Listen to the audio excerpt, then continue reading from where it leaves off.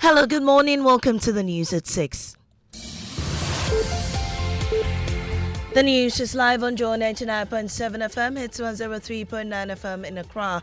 In Kumasi, we're on Love 99.5 and in all 60 regions of Ghana via partner stations. Also live on myjoyonline.com, X Spaces and YouTube. Coming up this morning, Interior Minister warns state will use force to retrieve all firearms after September if owners fail to re-register and undergo mandatory mental health screening. After about a month, if you are not coming, we will not come and take the gun from you.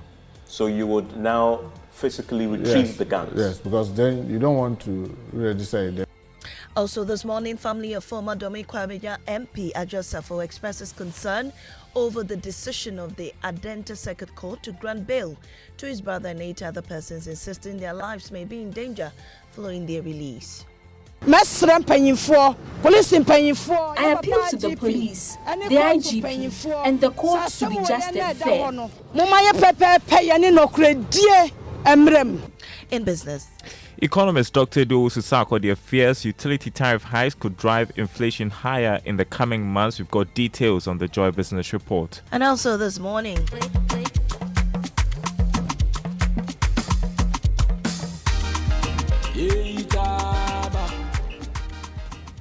Ghana takes a major step towards the knockout stage of the 2026 FIFA World Cup after holding England to a goalless draw last night.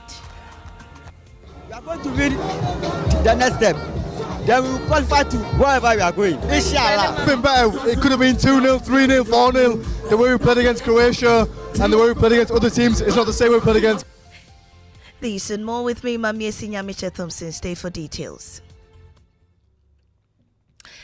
Now, this morning, we start from the Interior Ministry. The Minister, Muntaka Mubarak, has stated that the state is set to use force to retrieve firearms after September if owners fail to re-register them and undergo mandatory mental health screening. Speaking in a yet-to-be-aired interview on PM Express with Evans Mensah, he said that officials are unable to retrieve the guns. The owners will be prosecuted. We'll encourage people and give them as much opportunity because we have a 3-month window. So we have a three months to re-register. To re-register. So we give people opportunity to go through. We'll remind people because we have their contact and their addresses. If you fail and we clearly see that you are failing to, then now we'll demand the gun from you. So 3 months, that ends September. Yeah. So at the end of September, if you don't, we'll come and take the gun from you. Away from the Interior Ministry, the family of former Dom Kwabenya MP Sarah Joseph, who has expressed concern over the decision by the Adenta Circuit Court to grant bail to her brother Israel Kojo Safo Akofna and 8 others. The accused persons were granted a bail of 500,000 cedis each with 2 sureties.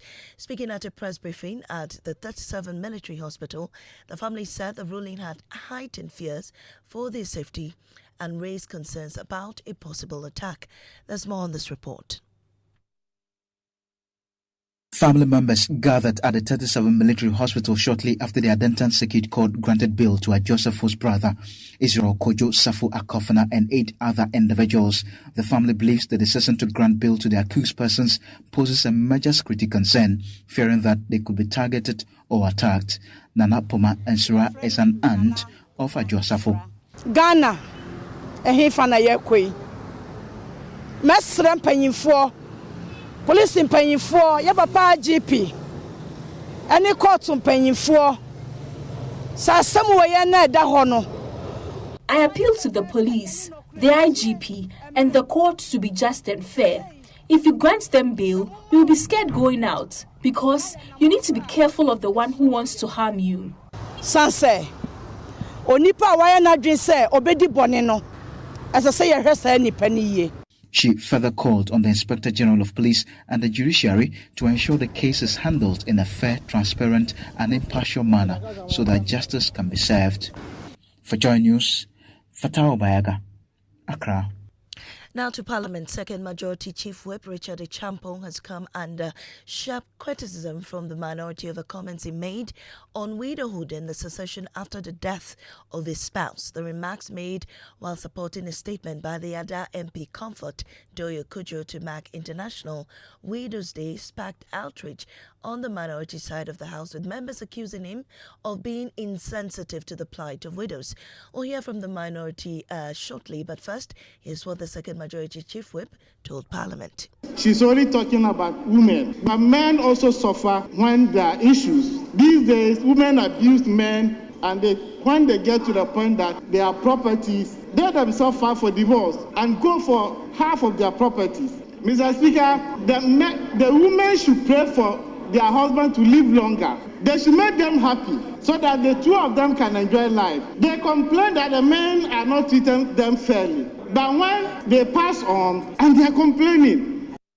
Well, the minority wasn't happy with the statement made by the Second Majority Whip, Majority Leader Alexander Fenyumarkin, and MP for Etiwa West, Abnel Sayasari, subsequently asked him to withdraw his remarks.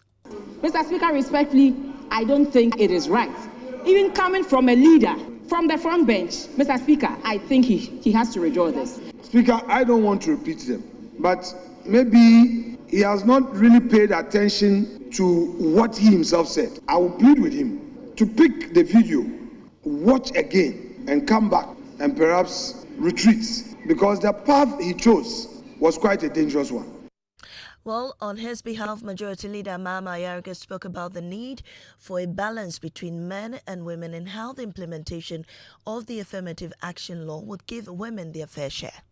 The Affirmative Action Bill clearly requires that in sharing national opportunities, we give women their fair share. If we religiously comply with these legislations, in the end, we will not have a disproportionate number of men who will be better positioned. I think this is the context in which my colleague, Honorable Achampong, was making his comment. Now that the 31st December market at Makola is set to be demolished and redeveloped into a 4-story facility despite opposition from some traders, the project, which was previously put on hold after market occupants petitioned the president, is expected to move forward. There's more in this report. The planned redevelopment of the 31st December market has generated mixed reactions among traders. While some occupants have welcomed the move, others fear they could lose their trading spaces following the demolition of the market. Addressing the press briefing at Mokola, the president of the Greater Accra Markets Association, Mercy Nafroa Nijan, assured traders that the redevelopment project is intended to benefit existing occupants and create more trading spaces for hawkers operating along the roadsides. We want development. They will put this thing down, put a modern type for us. Nobody will be sent away.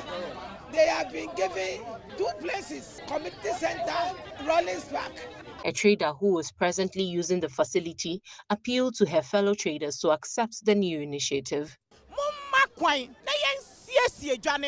I plead with my fellow traders to support the development of our markets. If you visit Aflao markets, you will see they've developed theirs into a 4-story building. Our mayor wants to do the same for us. Market leaders have therefore appealed to traders to support the redevelopment exercise. For Joy News, Mavis Kabuko's report read to you. Now to sports.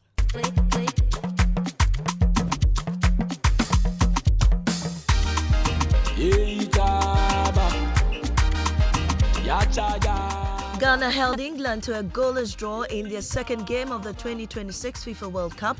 England threw everything at the Black Stars, dominating possession and creating chances, but failed to find the back of the net against a resilient Ghanaian side. The results moves Ghana to 4 points and second place in the group, significantly improving the Black Stars' chances of progressing to the knockout stage. We've been speaking to Ghanaians on the streets, many of whom say they are delighted with the result and hopeful of qualification. We are going to win the next step. Then we will qualify to wherever we are going. Inshallah. It's been better. It could have been 2-0, 3-0, 4-0. The way we played against Croatia and the way we played against other teams, it's not the same way we played against Ghana, but it is what it is. We'll take a 1 point. So, yeah, Ghana could have done way better. England played well. They made some chances. Rashford, when he came on, made a lot of chances. Gordon made a lot of chances. I don't know. It was a difficult game. It wasn't as easy as I was expecting, but it is what it is. But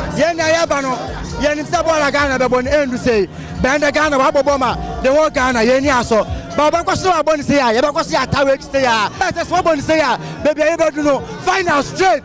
Ghana final straight. Well, that's how we end this morning's bulletin here on Joy 99.7 FM. Up next is business on the Super Morning Show.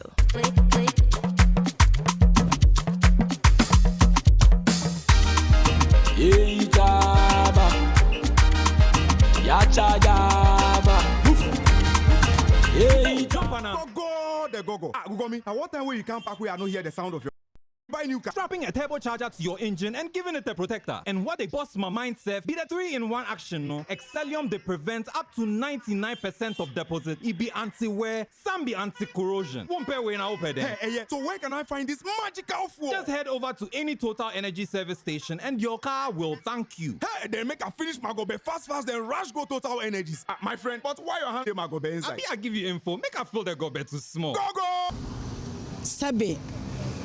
Onwani nua bema ene ne body gas abonituo nshranka nyamesafo ene ne yankopon din se etuo ni bi anka no anka sabre ka ya hradwoa anka Ghana anka yansan anti asempa biem me hu ne se esese atemuafo ene sabe Ghana a police for almost some way no mudi ye etu ye me hu say yama omu bel na mesre say yama pepe ye enye adwuma e wo man Ghana mu sansen asem na ye ka no e yo wu asem bulletin kwa 48 sabe anka adwo anka wakum ni pampo ana wakowi obi ade a anka odasani mbu nkotodwe engage se otiniti ana obonituo akuno Ghana ehifa na yakoi mesre mpanyimfo police mpanyimfo ya papa GP ani court mpanyimfo sasem wo ye na da ho no moma ye pepepe ye ne nokredie emrem sesei samuma omube na ye nam hokra esuro wo ye mu sanse onipa wa ye na dwen se obedi bone no asase ye hwesa nipa ni ye ye besre empanyifo ye papa apostle Kojo Safo onye nipa bi akeke o onye nipa hunu bi keke papa no oye nyame a osane ba sase so ya pesa na chibe ye basa abusua nyina na ya twen se anka da bi beba na ye bepa ye papa kurabre na afei yakobie sabene nsamanse krata so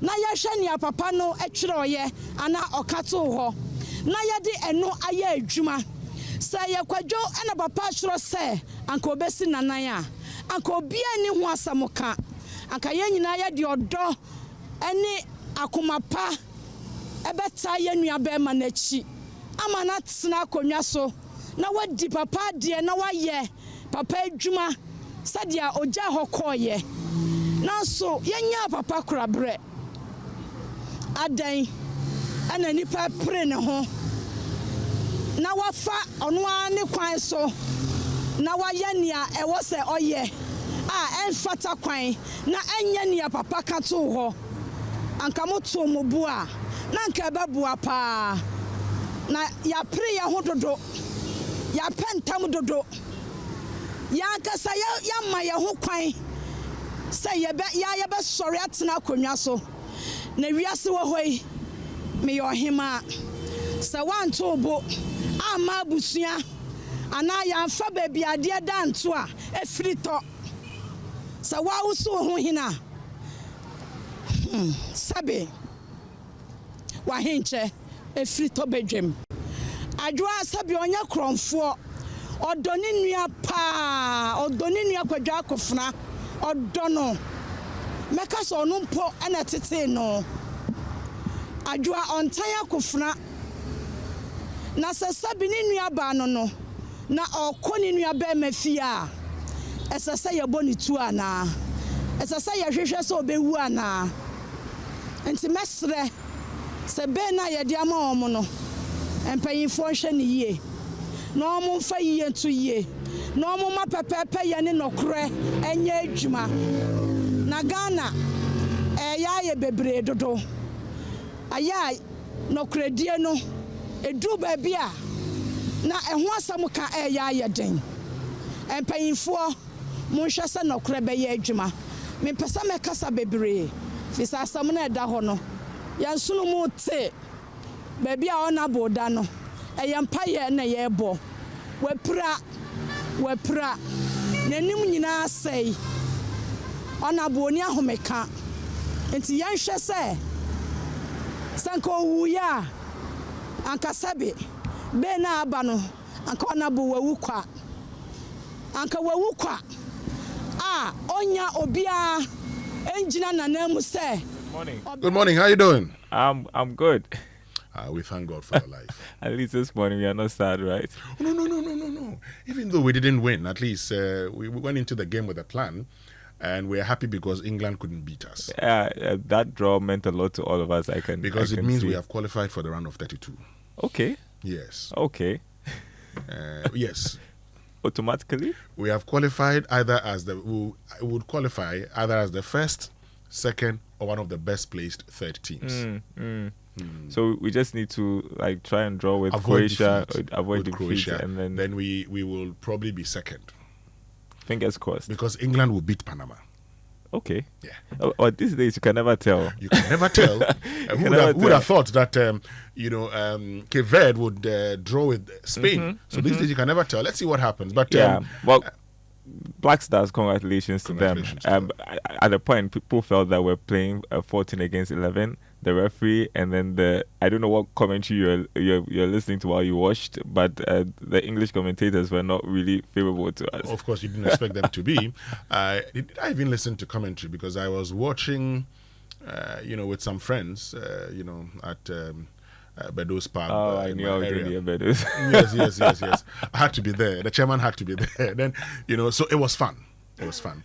Now, after the game, I need to say good morning to Ellie Evans. Okay. Ellie Evans is the General Secretary of the Old Mali Students Union. He said on Monday, I said here that I didn't feel in my spirit that the Black Stars were going to win against England. That is true.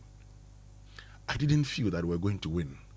But you also didn't say they were going to lose, right? I actually said that Partey would score in that game. It didn't happen. So good morning, Ellie Evans. But Daryl, so this morning I want to hear from our listeners. Tell us, the assessment of the game against England, but also your filth report. The president had talked about decentralizing sanitation as a way of improving sanitation in our country. Now, what's the situation where you find yourself? Send us pictures, tell us the stories, and we would seek answers on your behalf. Also, wherever you find yourself, let us know the road situation. Let's know the traffic situation where you are and what's causing that traffic. Already, I see loads of messages. Yeah, I'm talking about the road from Winneba before the Kaswa Toll booth. Yeah. The traffic is because sand is gathered on one of the roads, therefore making it bumpy to ride on. Please, can they just get there with some shovels? It's sad. Okay, we'll get into all of that here on the Super Morning Show, which means we can bring you the Joy Business Report. But who gets the trumpet? The Black Stars. Of course. Okay, so to the Black Stars, we say trumpets.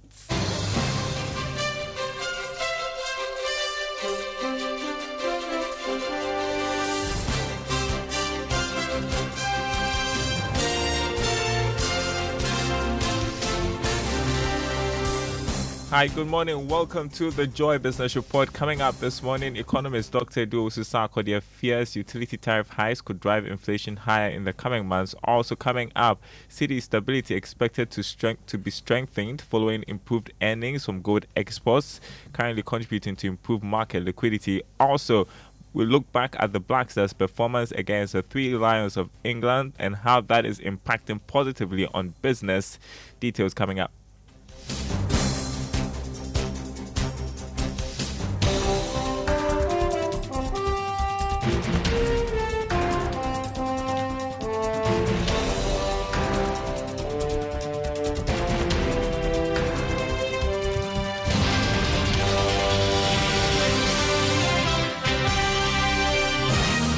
My name is Darryl Kwao. Thanks for being with us. Hello to our friends listening from Koforidua on KT Radio. We begin with football because that's what everybody's talking about this morning. And Black Stars' performance against the Three Lions of England will not only help them qualify to the next stage of the World Cup, but it's adding a further boost to business.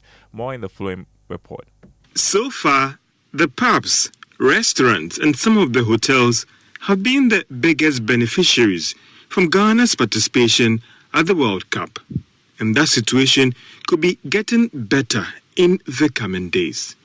The viewing centers at most of these locations were so huge that these companies had to explore offering additional screens outside to help manage the crowds.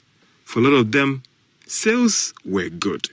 One of the managers at these centers had told Joy Business that we have not seen these sales in a long while. The brewery firms have also not been left out, as sales have picked up strongly over the past days, especially when it comes to the Black Stars playing at the World Cup. Government has told Joy Business that they've already put in place measures to ensure that we benefit from this exposure as a result of the Black Stars' participation in the World Cup and their performance.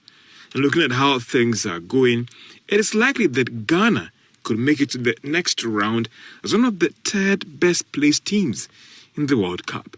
Judging from what has happened so far, it looks like the World Cup and the Black Stars' performance will come with some gains with the economy locally and businesses in Ghana, even if we don't progress in this competition.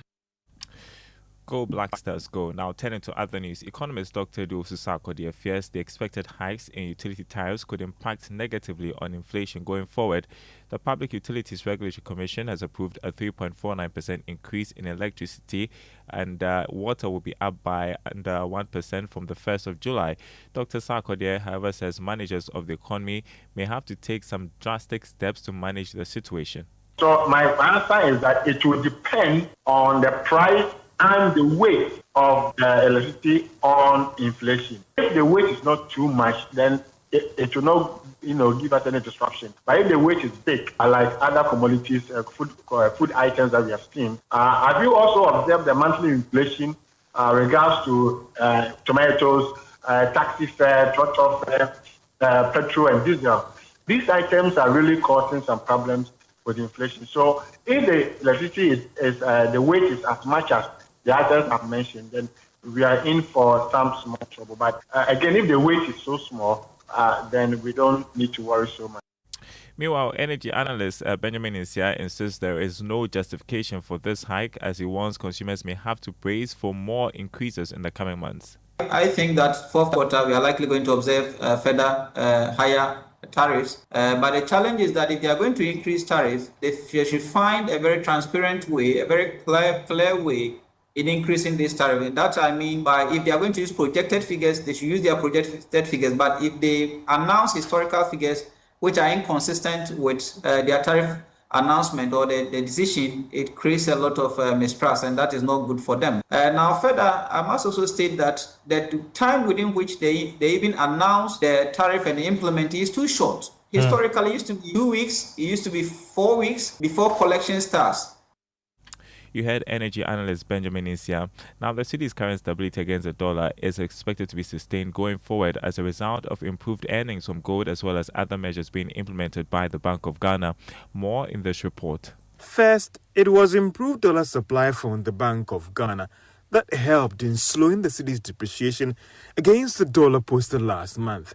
That development went a long way to reduce dollar demand coming from businesses.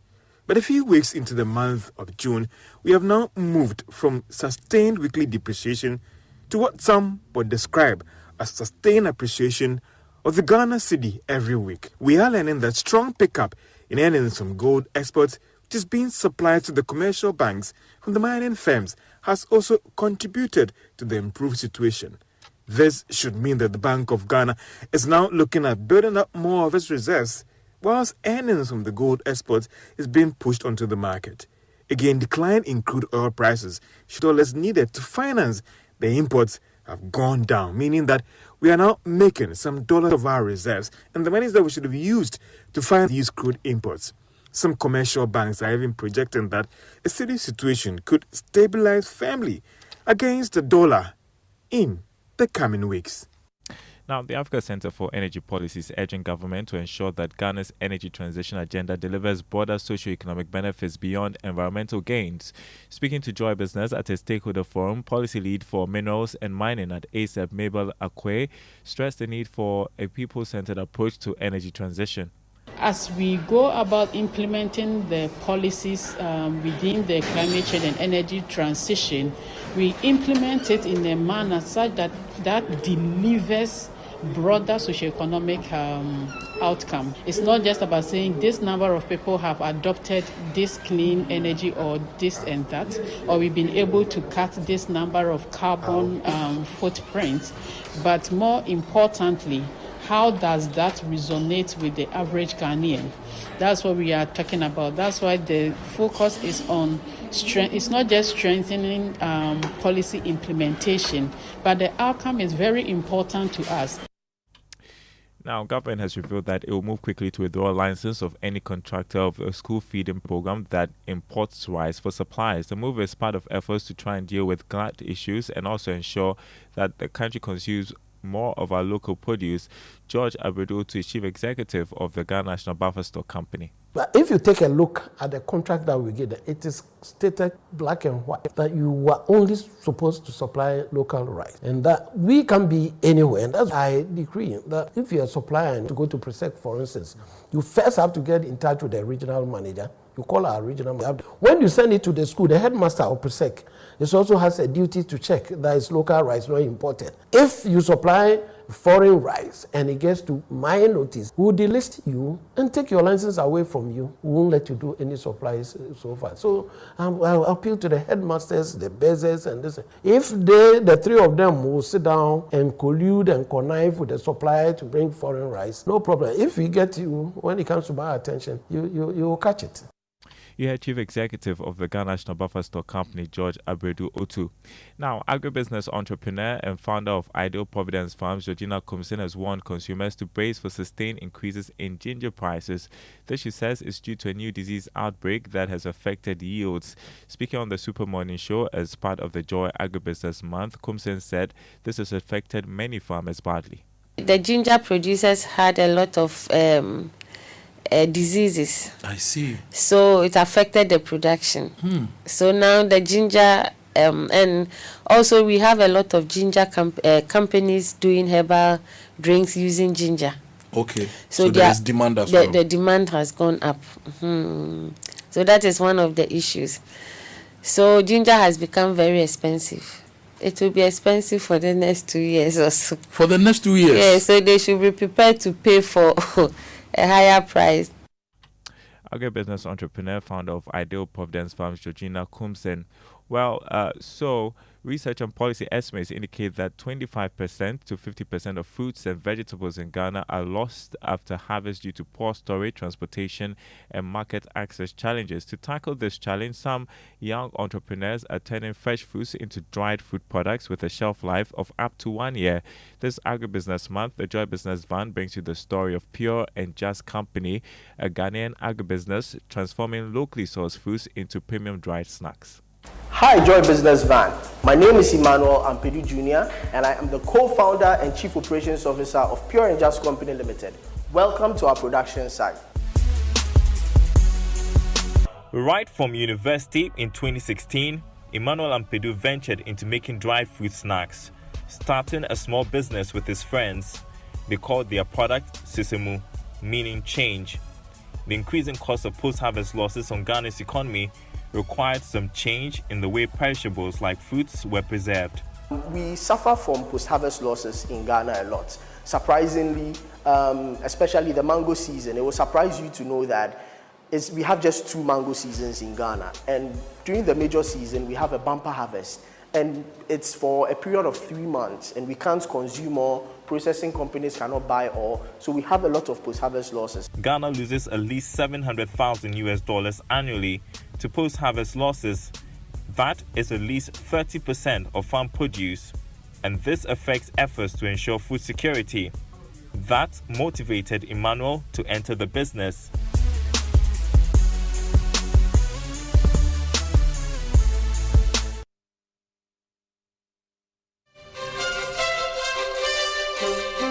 All right, full story, 1 p.m. right after the Joy Business Report, 5 p.m. on Business Live on the Joy News channel. Before we go and look at the markets, crude oil going down on the international market this morning, $76.31 a barrel. Gold also dropped marginally to trade at $4,079 an ounce. Cocoa went up by $45, going for $4,645 a ton. On the currency market, the dollar 11 cedis 50 pesos. That's what some major commercial banks are offering their clients. The euro 13 cedis 16 pesos. The British pound 15 cedis 17 pesos. The Forex Bureau is quoting the dollar at 12 cedis 30 pesos. More news on our website, myjoyonline.com/business. My name is Darryl Kwao. Thanks for listening. The Super Morning Show continues with Winston and the team. Yeah, we're definitely here. Let's have our inspirational song for today. And Jojo's chosen a reggae medley. Okay. Let's enjoy. Let's enjoy it. I trust Jojo. In Jojo, I trust. That's our inspirational song for today, Darryl. Is that the title?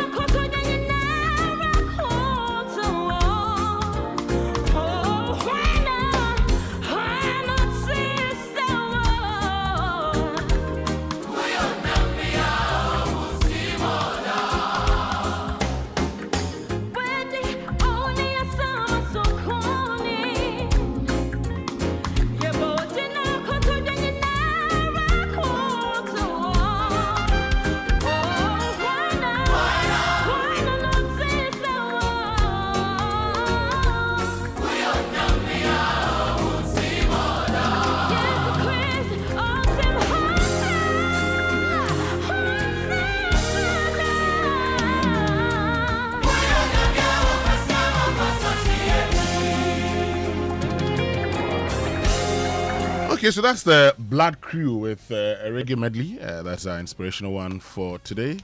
which means we can get into our Drive Safe campaign. Yes, and it's brought to you by Joy News and the Multimedia Group, supported by Toyota. Superior quality, Imperial General Assurance, solid protection. Avoid all distractions. Keep both eyes on the road and hands on the steering wheel. And talking about distractions, your phone is not part of the instruments in the car that you have to use when you're driving. I see a lot of people on their phones, WhatsApping, doing all sorts of things. Please, when you are driving, pay attention to your steering wheel, your dashboard, the road, not your phone, so you are not distracted. Okay, good tip. What's our fuel tip for today? The fuel tip: assembly points should never be treated as an afterthought. Make sure workers, visitors, and family members know where to gather if an evacuation is needed. Safe evacuation depends on clear planning. This is a message from Comac. All right, which means we can learn how to say it right now. And it's brought to us this and every morning by Kingdom Books. At Kingdom, quality and affordability are their hallmarks. And Societe Generale Bank Ghana, the future is you. Something must be done. You say either, I say either. It's nice to be back. So much has happened since we were last together. One of the big things we've all been talking about is xenophobia in South Africa. Now, if you ask me, it's just a few ignorant people who are making us all victims of their cowardice. Now, I'm sure you heard me say cowardice. C-O-W-A-R-D-I-C-E. Cowardice, not cowardice. Cowardice, the inability or unwillingness to confront fear or danger, the behavior of someone who is not brave. Cowardice, not cowardice.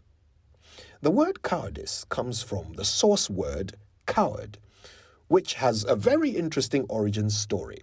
It comes from the Latin word coda, which means tail.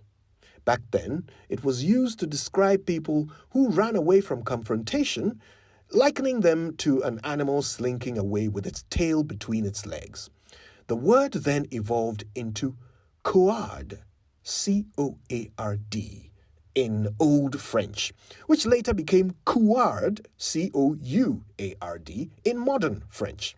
The English later adopted it as coward. I wonder where cowardice came from, though. I mean, we wouldn't say justice instead of justice, would we? And we certainly would never say service or jaundice. So why cowardice? Anyway, we now know better. It's cowardice. That is how you say it right.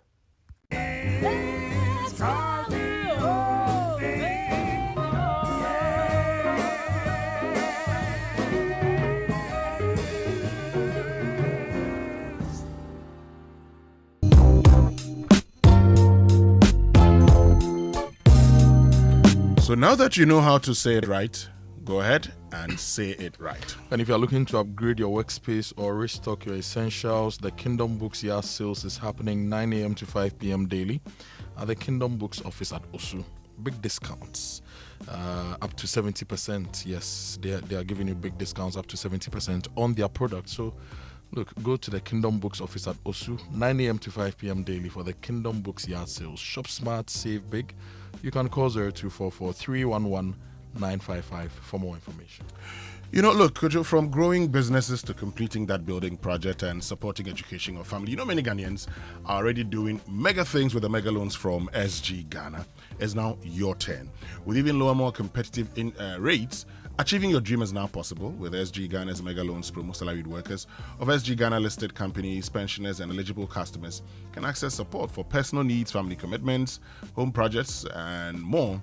There's still time, okay? From now till July 2026, apply and enjoy big loans at small rates, yes, very low rates, and a fast, hassle-free process that helps you to get moving sooner. Visit any SG Ghana branch near you or call 0302-214-314 for more details about the SG Ghana Mega Loans promo today. T's and C's apply. Societe Generale Ghana, the future is you. Let's get into the newspapers now. The newspaper review brought to us by Syntex Tanker, you're stronger, you're tough, and Kel Charcoal Toothpaste, Happy Smile, Star Oil, quality and affordable fuel for all.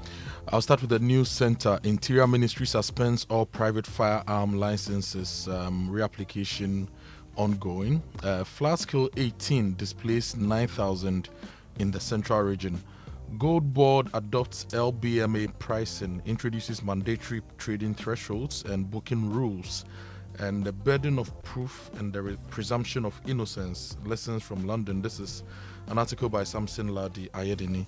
And the Ghana Railway Development Authority, they've received 2 new locomotives. Okay. To run on what? To run on tracks. Yes, 2 new locomotives and 20 freight wagons. Yes. The daily guide for this morning: court grants Kojo Safo 8 others 4.5 million cedis bail.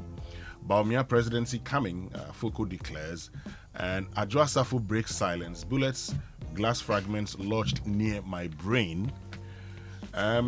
Gold Board introduces new pricing regime, and electricity tariff up by 3.49%, water by 0.85%. The Ghanaian Point also has a Gold Board story and the electricity and water stories as well. It also carries the Interior Ministry's gun license revocation story. NPP leads NDC with 49% support in new APL National Vote Tracker survey, and Kojo Safo 8 others granted 500,000 Ghana cedi bail. The Accra Times are returned for power. Afoko pushes NPP unity and Baumia presidency. At the Marrakesh Parliamentary Economic Forum, Ghana is good for trade and investment backbing. And high rent cost challenge young Ghanaians here. And Tutubi Kwache celebrates Rollins for NDC founding values. Shraj Boss demands genuine commitment from state institutions. All on the front page. And Manasseh Azuri School's Unimark students on investigative journalism.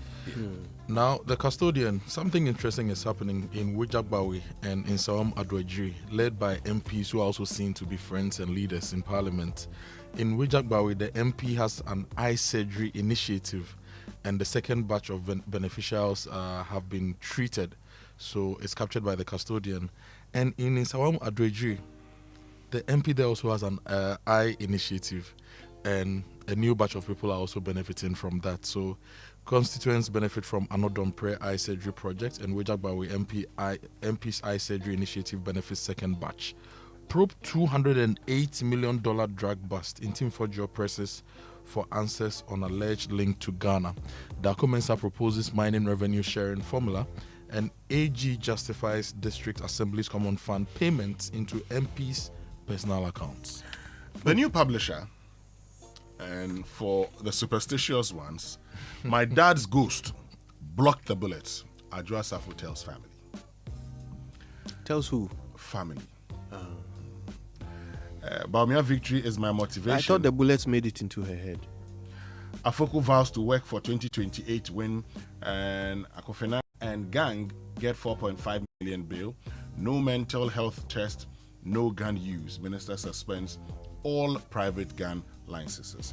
The Ghanaian publisher leads with a Gold Board story. Gold Board unveils trading reforms. In Team Fojo calls for probe into $208 million worth of drugs linked to Ghana, and Kojo Safo 8 others gets bail. The Inquisitor says Israel, others get bail on the Kwabinya shooting incident. Gold Board offers pricing threshold for licensed gold buyers. Bust Paris fuel contamination at Kumasi Depot, and Chachuchi Kata cautions NDC. I think we can go online. The online news review brought to us by Zenith Bank, in your best interest. And Zenith Bank says, stay alert, shine your eye when someone calls claiming to be from Zenith Bank. Fraudsters can sound professional, confident and convincing. They may ask you to confirm your account details to help resolve a supposed problem or secure your account. Zenith Bank will never ask for your PIN, password or OTP over the telephone, email or via any channel. If a caller asks for this information, do not share it, end the call immediately and contact Zenith Direct on 054 2000 111. Shine your eyes, spot the fraud, stop the fraud. This is a message from Zenith Bank in partnership with the Ghana Association of Banks. Kojo, before we get into the online stories, the daily graphic for today. Stars take giant step, neutralizes England with masterclass display. comes the photograph of Thomas Partey, who did a fantastic job in our midfield. And there are pictures. At the back page, you see pictures of the game. And that's it on the front page of the Daily Graphic. What's online? Online, if you go to my Joe Online, the big story, 2026 World Cup. Resolute Black Stars hold England as Ghana edge closer to round of 32. But we have. But the thing, we won by 3 goals to 1. I'll explain later. Yes, spiritually, we won by 3 goals to 1. I'll explain later. World Cup, should Ghana have been awarded a penalty against England? That analysis is on my Joe Online. The English media and sports analysts admit that was a penalty. Yeah. They admit, and they say they were lucky that, both the referee and VAR allowed Konsa to get away with that. I wonder though, because I thought the concept of VAR was to eliminate this kind of mistake. VAR had gone for coffee. Okay. So VAR is also manned by a referee. And so maybe that referee checking feels like the one officiating. Well, honestly, I don't know. I don't know, because that looked quite obvious. Yes, it looked quite obvious. But like one of my friends said while we were watching the game, he says, but you are playing against the people who started football. And they taught you, they taught the world how to play football. Now, you are playing against them, and you want to beat them. The world doesn't work like that. And they collect their ball. This is my friend Walter Amobuache, who was like, he was saying it in tree. I'm going to see how much ball no buy. We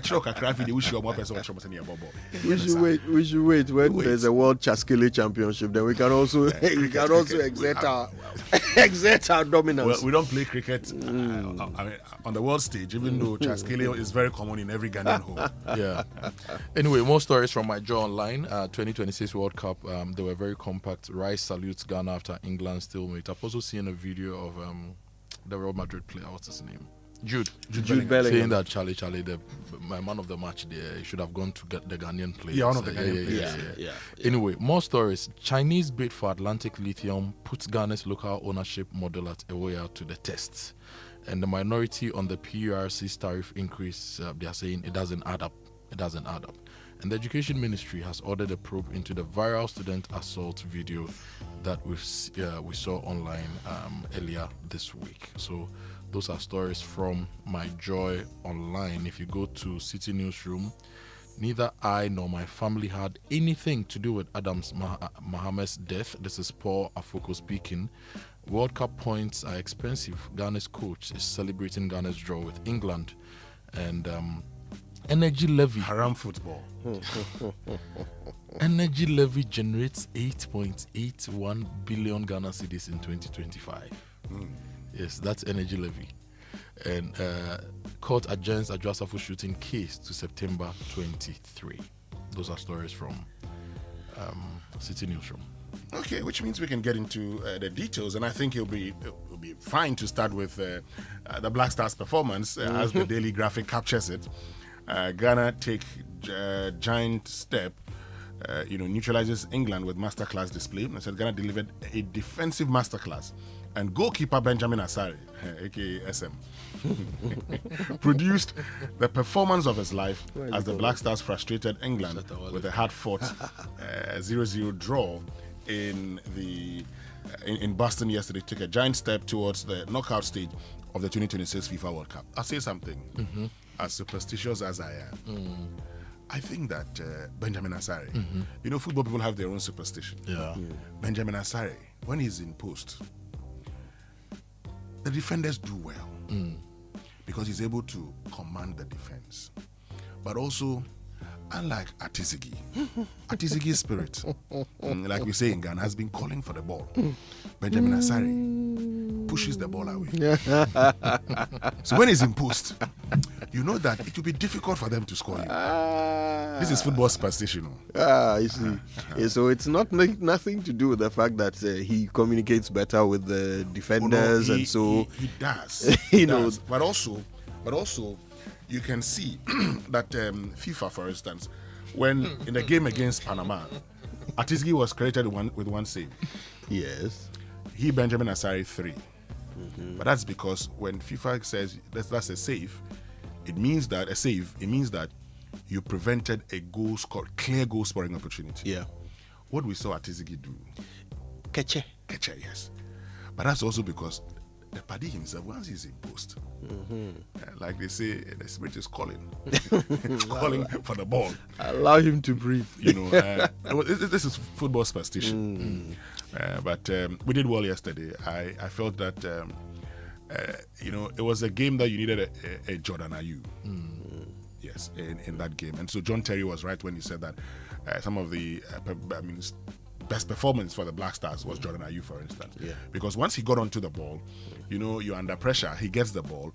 He delays with it, turns out. So in a game like this, you need Jordan Ayew to keep turning and turning and turning. And then, he's fouled. You have a set piece. You relax. You try and see if you could float it into the opponent's penalty box. Mind you, Jordan Ayew has played for relegation-threatened teams. Mostly all his life. And that's their style of play. Get onto the ball, get a foul, you have a set piece, throw it into the opponent's penalty. If you're lucky, you score and you move on. I have a hot take on the Black Stars. And it's a hot take because I know many will not agree. But Kojo, I think you will agree with me. I have a sense that you will agree with me. Call it football. You have a Benjamin Asare. That's how call it football prophecy. Football superstition. Here's my hot take. I think the Black Stars have already done the job they were sent to the World Cup to do. I think they've already done it. I mean, they won the first game, right? This is after not winning for 6 consecutive games with their new coach, right? So no one expected a win. The win was unexpected. It was a bonus. And from that point onwards, they've already exceeded your expectation. Right now, everything else that happens is bonus. They've already achieved whatever money we spent on the Black Stars to send them to the United States. They've already paid us back. I don't think so. Everything else is bonus. I don't think so. The problem is that, you see, we Ghanaians, we live on hope. We live, breathe, sleep, eat hope. And so the minute these guys did a little better than we expected, all of our hopes have been banked on them. And now people are already making bets that they will win the World Cup. The reason why I don't think it's the case is that I believe we have a coach, we have players, they've all been exposed to the game at the highest level, so they should be able to bring their intelligence, their physicality, their experience to bear and be able to meet any big team and play man-to-man. This is where... So I am not hopeful. I expect strategy to work. This is truthfully, before the first game, did you expect them to win? I expected them to win the first game. Against Panama? Oh, yeah, I expected them to win the first game. But I said it here, we're going to beat Panama. You see, where I agree with you, there were many Ghanaians who expected the Black Stars to play 3 matches and come home. In fact, the expectation was that we'll get some $11.5 million. So that will take care of our expenditure at the World Cup. Precisely. No problem. Now go and spend it and come. Now that we're getting to the round of 32, but that's also life. Because once you move forward, you expect better. So I agree with you. Because now that you've shown that, you can win matches, then, oh boy, don't just end at the round of 32. Go to the round of 16. Yes. Get to the quarterfinals. Yes. Get to the semi-finals. Yes. If possible, get to the finals. If you get to the finals, it's anybody's game. That one, we can win it. Yes. And once you get to the final. And that is what we now expect. And I want us to remember, as we pile on expectation onto them, let's remember how we felt before their first game. Anyway, let's get into other stories. Anyway, we'll come back and talk about the Black Stars later. Yes, I've been thinking about the World Cup and the infrastructure, how we are not hearing reports of traffic everywhere in the US or Mexico or Canada. And this morning I was asking myself, when can Ghana host the World Cup? What infrastructure will support it? I'm not sure it will be enough. Is it the potholes we are complaining about? Stop it. But there have been improvement. At least Ghana Railway Development Authority has received 2 locomotives. So now the trains will run. They will move a lot of freight. And that story is on page 8 of the news. You continue. You don't have any proper freight trains. Now you have some. You are not happy? We have 2 locomotives, 20 freight wagons, and the Ghana Railway Authority says that this is going to be a game changer for us. It's going to strengthen rail freight operations and support efforts to improve the efficient distribution of cargo across the country. How much track do we have? How much track do we have to run trains on? Let me get to page 3 of the Daily Guide. And Gold Board introduces a new pricing regime. So it says the new framework follows extensive consultation and stakeholder engagements. In another revised regime, Gold Board will discontinue the publication of continuously updated live gold prices and instead adopt the internationally recognized London Bullion Market Association Gold Price AM and LBMA Gold Price PM benchmarks as the sole reference points for determining official local gold purchase price in the country. The quote here says, as part of the new arrangement, Gold Board will publish 2 official gold purchase prices each trading day. The first price will be released at 10:30 a.m. based on the LBMA Gold Price AM, while the second will be published at 3 p.m. in line with the LBMA Gold Price PM. And the board explained that the applicable Ghana Cedi purchase price would continue to be calculated using the relevant LBMA benchmark converted at the Bank of Ghana reference rate for the day. Now, the custodian, Ghana's trotro crisis, commuters gamble lives on rickety roads. This is an article by Kuku Adazi, a student at Unimac GIJ. In the same newspaper, 40 traffic lights turns Dansuman Road into a danger zone. And this is also 40 or faulty? 40 traffic lights, turns Dansuman Road into a danger zone. This is also an article by Bettina Kofa, a student of Unimac, and she's basically talking about some of the things our listeners have sent us from Dansuman, the nature of their roads, the more functioning traffic lights within the Dansuman area, and she's calling on the Ghana Police Service, the Dansuman Assembly, to ensure that they are fixed. Well, the Daily Guide talks about electricity tariff going up by 3.49% and water by 0.85%. So the Daily Guide talks about electricity going up by 3.49% and water by 0.85%. So it says the Public Utilities Regulatory Commission has announced an increase in electricity tariff by 3.49% and a marginal upward adjustment in water tariff by 0.85% effective July 1, 2026.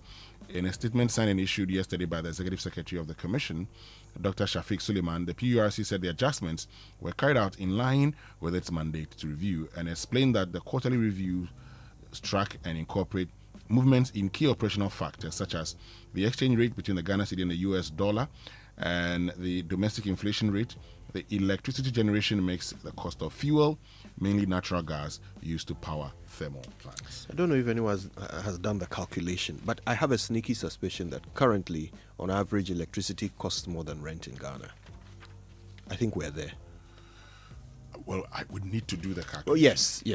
I'm taking my own situation as an example. It is definitely more expensive than rent in my case. It depends on the area. Rent in cantonments. Well, obviously. Rent in East Legon. But if you go to the peri-urban areas, a lot of people are dealing with it. And I have done the analysis, and my electricity cost, even though I've not increased the gadgets I have at home. In fact, most of my lights are not working because of the bad nature of electricity we had. It still keeps going up. Now, there's a story here about Tim Kojo calling for a probe. You know that drug-related issue? Yes, Kojo. We'll get into the details of that after the BBC News, brought to us by Fidelity Bank. Believe with us. Glyco, we cushion you for life. And Oba Spaghetti is made for you. So call your people, call your crew. Come chop, everybody come chop Oba. You know, go stop. Oba, come chop, everybody chop. He shares how growing up in Guatemala, selling a company to Google, and a belief that education should be accessible to everyone helped shape one of the world's most popular learning apps. Next, the interview. This is the BBC World Service, the world's radio station.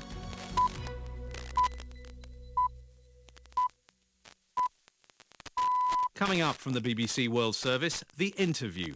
Conversations with the people shaping our world with me, James Kimarasamy. For this episode, I speak to Patricia Cornwell, one of the world's best-selling crime writers, whose books have sold more than 120 million copies worldwide. She reveals the traumatic childhood that shaped both her life and her writing, and reflects on the difficult experiences that would later influence her work. Well, I escaped in my imagination. That is what I did. From the earliest time that I can remember, I was writing stories and drawing pictures, and I learned early on when the world is too difficult, I would just make up one of my own, and I would spend my time there. That was a power that I developed out of survival instinct, but it's also made it possible for me to spend so much time alone writing books. You can't be an author, I don't think, if you're not able to spend a lot of time alone. Patricia Cornwell. Hear more on The Interview after the news. BBC News with Emily Thomas.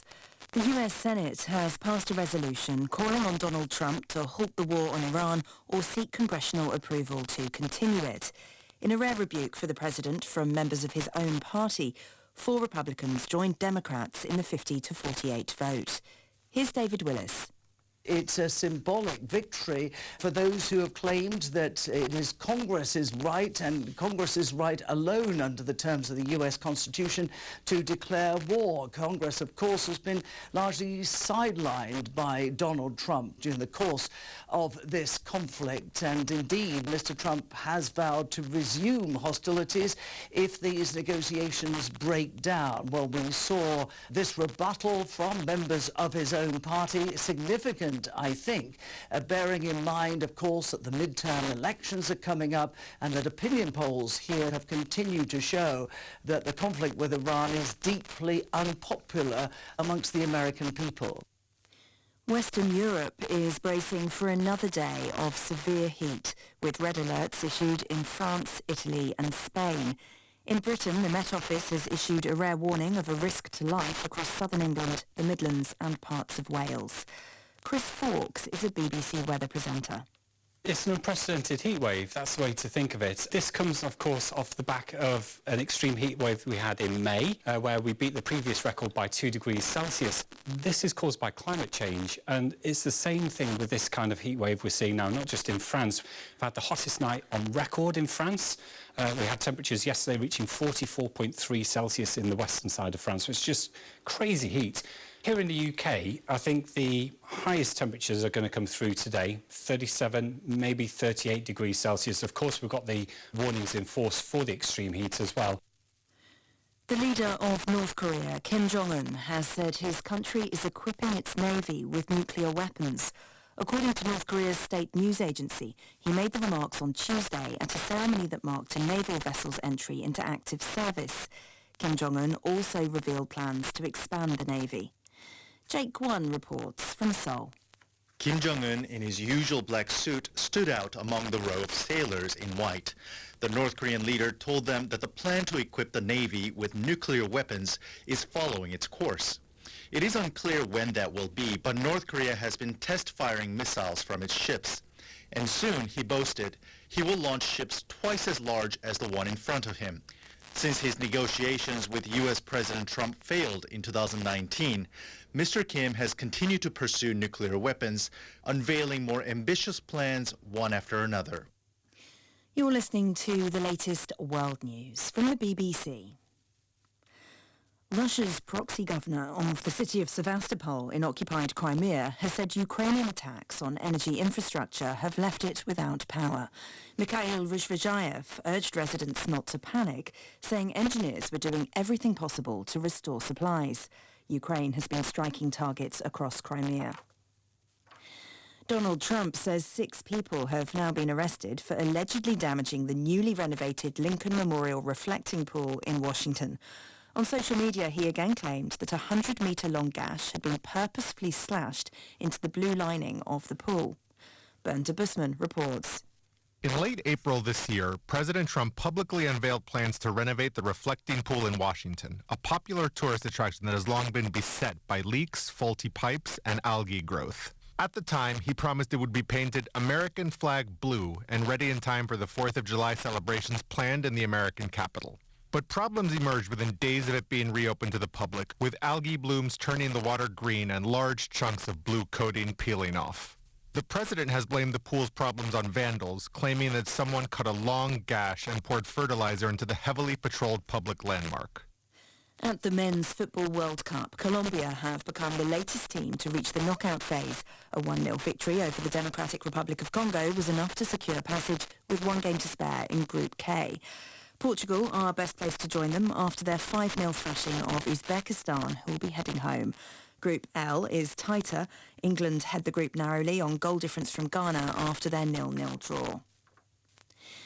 New research suggests that office workers who take 5-minute walking breaks or movement snacks every hour can boost their well-being without losing efficiency. The large study indicates that short walks improve mood and lessen fatigue without affecting work performance. BBC News. Hello. Atemuo ayanidia wapro ho Kojo waya ne ani kwanse se woye unu adwasafo a unim so onu ni asem na nahima adwo afiriye onu ni asem nti oba wo fi a Kojo eye tuotuo eye kum Kojo wama ye sunu mu ate wate wama ye diarewo wama sama haye nti kan mame sare wuya Kojo nti kebeya wode menya so san kebeya wode obonsam oba ufia onkra o na obedi ni dwuma wia na ofiri wu mukwa obahu sa na wani so ada ho enti mesre me kasa bebre mesre nyame yenyina yenyankopon nyame safo se o mana ni nkune ba no no sa ne yare sadi adwoa eka se etuo ni ba pe na light bia so wani ni so na wahu sa dada gina ho etuo ni ba pe na dada age sadi oji tuo na wa ma bia nka ne ba no ono ankasa nye otemuafo na onye doctor panyini anti doctors ya omo hwe no achi na onsa ne ba ne yare na omma atemuo papa emra mane ba no medam aseme kasa bebre. Mr. Speaker, we have been told why they have been invited. Certain welfare issues are going to be discussed for only your side. Is that how we run a country? A president who is discriminatory? Mr. Speaker, we protest this matter. We protest this. The majority leader has failed Parliament. The majority leader has failed Parliament. How can you carry your side to the presidency? We will not agree. If the president is inviting Parliament, all parliamentarians must be invited. And we will be there. We will be there. Mr. Speaker, why? Mr. Speaker, we know the content of the visit. We know. We've been briefed the things that are going to be discussed. How can you be discriminatory? Are we not also Ghanaians? You care only about your welfare. You chief whip, majority chief whip, you know this is a 276 chamber. You are going alone. Mr. Speaker, I know that anytime President Akufo-Addo was dealing with welfare issues, he dealt with the entire house. Yes. It cannot happen that all of you, the majority, you are going and you want to force an adjournment so that you go to Jubilee. So you are abandoning Parliament. We have been told of the fat envelopes. We've been told. We know. We heard it. Mr. Speaker, we won't accept this. We won't accept it. The president is being discriminatory. We have a 276-member chamber. Mr. Speaker, I don't know whether you've been invited as a deputy speaker. I don't know. But your second deputy, your colleague, has not been invited. It's not fair. The president must demonstrate inclusiveness, that all of us are part of the governance ecosystem. You only invite your NDC party members. Mr. Speaker, they can go. Minority leader. But God willing, we'll survive. Minority. Yeah, Mr. Speaker, for the records, I have been in this house throughout the period that Akufo-Addo was president. There was no one single occasion when I or any of my colleagues were invited to go and meet with Akufo-Addo to discuss welfare matters. Mr. Speaker, Mr. Speaker, presidents, yeah, he said it. He said it. He said it.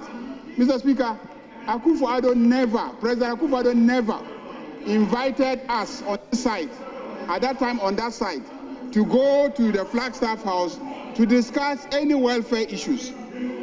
Our conditions of service are determined by a committee set up by the President. And that is the basis of the welfare of members of Parliament. Mr. Speaker, however, presidents make time to meet the leadership of both sides. And those meetings between the leadership of this side and this side at that time were held at the Flagstaff House under President Akufo-Addo. Moments in the game, two different styles. The first 45 minutes was England playing. They expressed them football. We put in place our strategic plan. It was to block them and frustrate them since the first minute until the end of the first half, which we did it. When we finished the first half, I found and I realized that the English team was completely frustrated with no solutions. The usual solutions that they use to capitalize wins, we block them. We succeed in all fronts, either in the set pieces, the diagonal long crosses, penetration in the wings, build-ups with penetration movements. We did it with our players. They did with full concentration, determination. And this showed that football game is not only about tactics and techniques, it's about bravery, courage, determination, intelligence. And first half was about that. Because I'm not sure VAR is still working in the World Cup. We still have VAR. Is working? I have some doubts about that because another penalty that they need give to Ghana, clear penalty against England. And with our opportunity in the second half, I think at the end point that they're lucky. They're very lucky. Once again, VAR went for a coffee, and it's natural. I would like them also take my coffees once in a while. But it was a clear penalty. Clear penalty, red card. You have any doubts about that? You guys that you saw the game have any doubts about that? Or is only me that I was in the game? So at the end of the day, that's why I say it was a fair result. It was a fair result. They play more time with the ball. We fight more, we fight better, we create our chances. They have them chances at the end. I think they are happy, and I am happy also with the draw. On your start, I mean, when you heard that you're going to start your first ever World Cup game, what did it mean to you? To me, it's like the way you are saying, I'm so impressed with my personal self, and I think that is my job, because once it's in my job, I must improve at any time when I'm in the field of play. So I thank Almighty God and the support the Ghana people and my fans and the Shatter movement, every people, those who love me, those who support me with everything. I just pray for them that everything makes successful. Tell us about the penalty incident. It was on the other end, but have you guys talked about it, whether or not Prince should have had a penalty? It's the referee decision, because as a field of play, we don't have anything to say. All it's about, we must get concentration in the field of play and just continue in the match. Now, Harry Kane, the best goal scorer out of Europe this season. You've managed to keep a clean sheet against him. He had one shot on target in the whole game. You saved that. Tell me about what it was like coming up against it, the conversation. Like, what did you guys talk about? Yeah. It's normal. To me, personal self, I think it's normal, because once facing Harry Kane is normal, yeah. It's normal, because even if the top goalkeeper self, they consider a goal. They score them. So how much me they cannot score me? They can score me, but I want to prove in myself, or I want to prove to people to see that that's my job. Yeah. So I can do it. So I'm so impressed that God let me get this point to the Ghana people. Tell us about what it was like in the dressing room after the meeting. What did the coach say? Who came to talk to you? Most of them, because they know myself. They know that I can do it. That was SM for life. Yes. That's my life, because I do it for my life. Yes. And I thank Almighty God that He has answered my prayers and everything makes successful. The first time you started a World Cup match, SM for life. How was that? It's normal. It's normal. It's normal, yeah. Thank you. How different was the level Ghana Premier League compared? You were just mentioning SM. Tell us about Benjamin Asare. What a guy in the dressing room, huh? I swear he's a great guy to have around the team. His confidence, his presence, his vibe is immense, man. I'm very happy for him. Very happy for him. Tell us about that game out there. What was the strategy? What was it like for you guys out there? Because for us watching, I mean, it was an unbelievable performance. Yeah, I appreciate it. For me, it was for the team. We had the game plan, and I think we showed it out there. You know, it was to keep a clean sheet and get a goal, but we didn't get the goal. But we'll take the 0-0, and it's a positive. And what does this do for you guys going in? And I saw it start. I'm going to tell you, you guys have faced 30 shots in this World Cup, not conceded a single goal. Tell me about that defensive partnership that you have at the back, because that remained unchanged from the Panama match. What is that like for you guys? I mean, it's relatively new, but you guys seem really solid. Yeah, I think maybe the secret is me and Ajete. We're like best friends off the pitch, you know. That's like little bro. I have confidence in him. How is Carlos Queiroz helped you work with your game? What specific things has he worked on for you? Yeah, he's just given confidence in me, you know. Just needed opportunity and someone behind you to believe in you, and then you can showcase what you got. And I think it's not just about me, it's just about the team, you know. So we're happy, and I thank him a lot. I'm going to just continue working. And what does it mean to have Thomas Partey back in midfield, protecting you guys in front of the back line? Immense. You know his qualities. He's a top player, one of the best to do it in his position. So yeah, man, we're very happy to have him back. And last one, Gideon Mensah, an outstanding performance today. He made like 5 tackles, 9 clearances, silenced Madueke. How did you find his performance? Yeah, me and Gideon, that's bro, man. That's my guy, the left side and the right side. But we talked before the game. We have a saying, just lock it off. And I think we did that. So yeah, I'm happy for him. Yeah. Congrats, man. Against Croatia. Well, before Croatia, a word to the Ghanaian fans that were out there and the ones at home that stayed up late. Yeah, I just want to say, love you guys. Keep supporting us.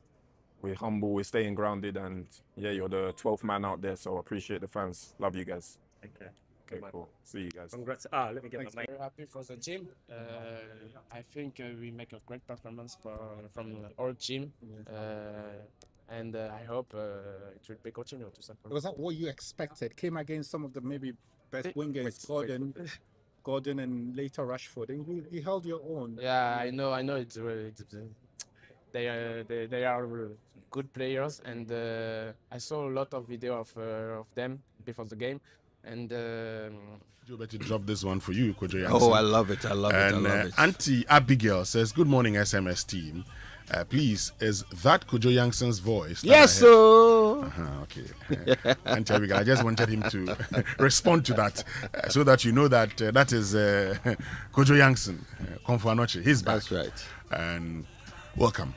Thank you. Kojo Boateng, before we went for the BBC News, you were telling us about the in Team Kojo asking for investigations into what bust? Yes, there's this drug bust in which has gained international attention in Australia, and if you read the story, they had imported some charcoal from Ghana, and then when it got to Australia, drugs were found in, and this is the biggest bust they've had in Australia.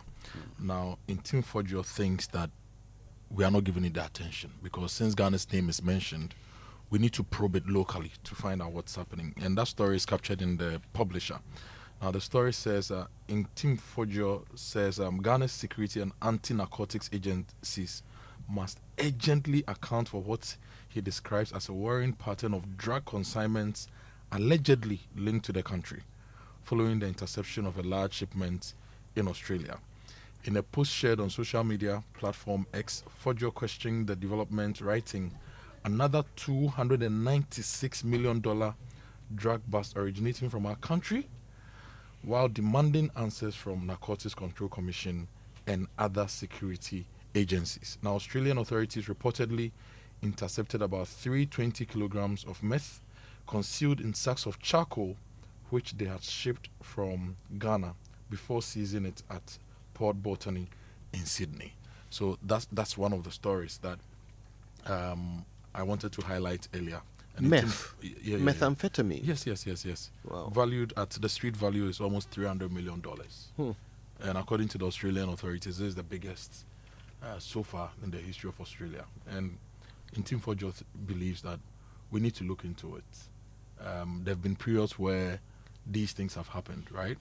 And it became a thing that affected a lot of Ghanaian shipments, especially food-related shipments. So if this has happened, we should prove it. We should get to the bottom of it so that we clear all doubts that Ghana is becoming a haven for drug transit. So that's what Intim is calling for. Yeah, I mean, and it makes sense. Yeah. We need to, start our own investigations, understand, how that left Ghana in the first place. Yeah. Okay, because out there, once this report goes out, it affects the country's image, and so it's something that we should investigate. This shouldn't be seen as one of those things that you sweep under the carpet. No. I wonder, are we not curious? Because this is charcoal that originated from Ghana, right? The charcoal originated from Ghana. Somebody put these drugs in this charcoal. So that means at the point where it was being packed here in Ghana, somebody was involved in this drug, this value chain of these drugs, right? Somebody here in Ghana. Are we not curious? Don't we want to know who that person is? Methamphetamines, I don't know if they are produced here in Ghana. Yeah. Especially not in those quantities. So wherever they came from, how did they also cross our border into our country if they were not made here in Ghana? You can also see it this way. Did it really originate from Ghana? If it didn't, we need to investigate. Fair question. And And establish exonerate that, because ourselves, the vessel right? probably moved from different ports once it set off from Ghana to get to Sydney. So it could have even happened on exactly. route. So let's investigate. And the charcoal business is also one of the newer opportunities for Ghana. Yeah. We are making charcoal from a lot of waste and exporting to get forex. Our charcoal must not be tagged as drug charcoal. Precisely. We should be curious. We should want to know the answers to some of these questions. Forget about politics. Don't we want to know? Of course, we definitely would want to know, so it's important we investigate that. But this morning also, we want to know the sanitation situation where you are, your filth report. Yeah.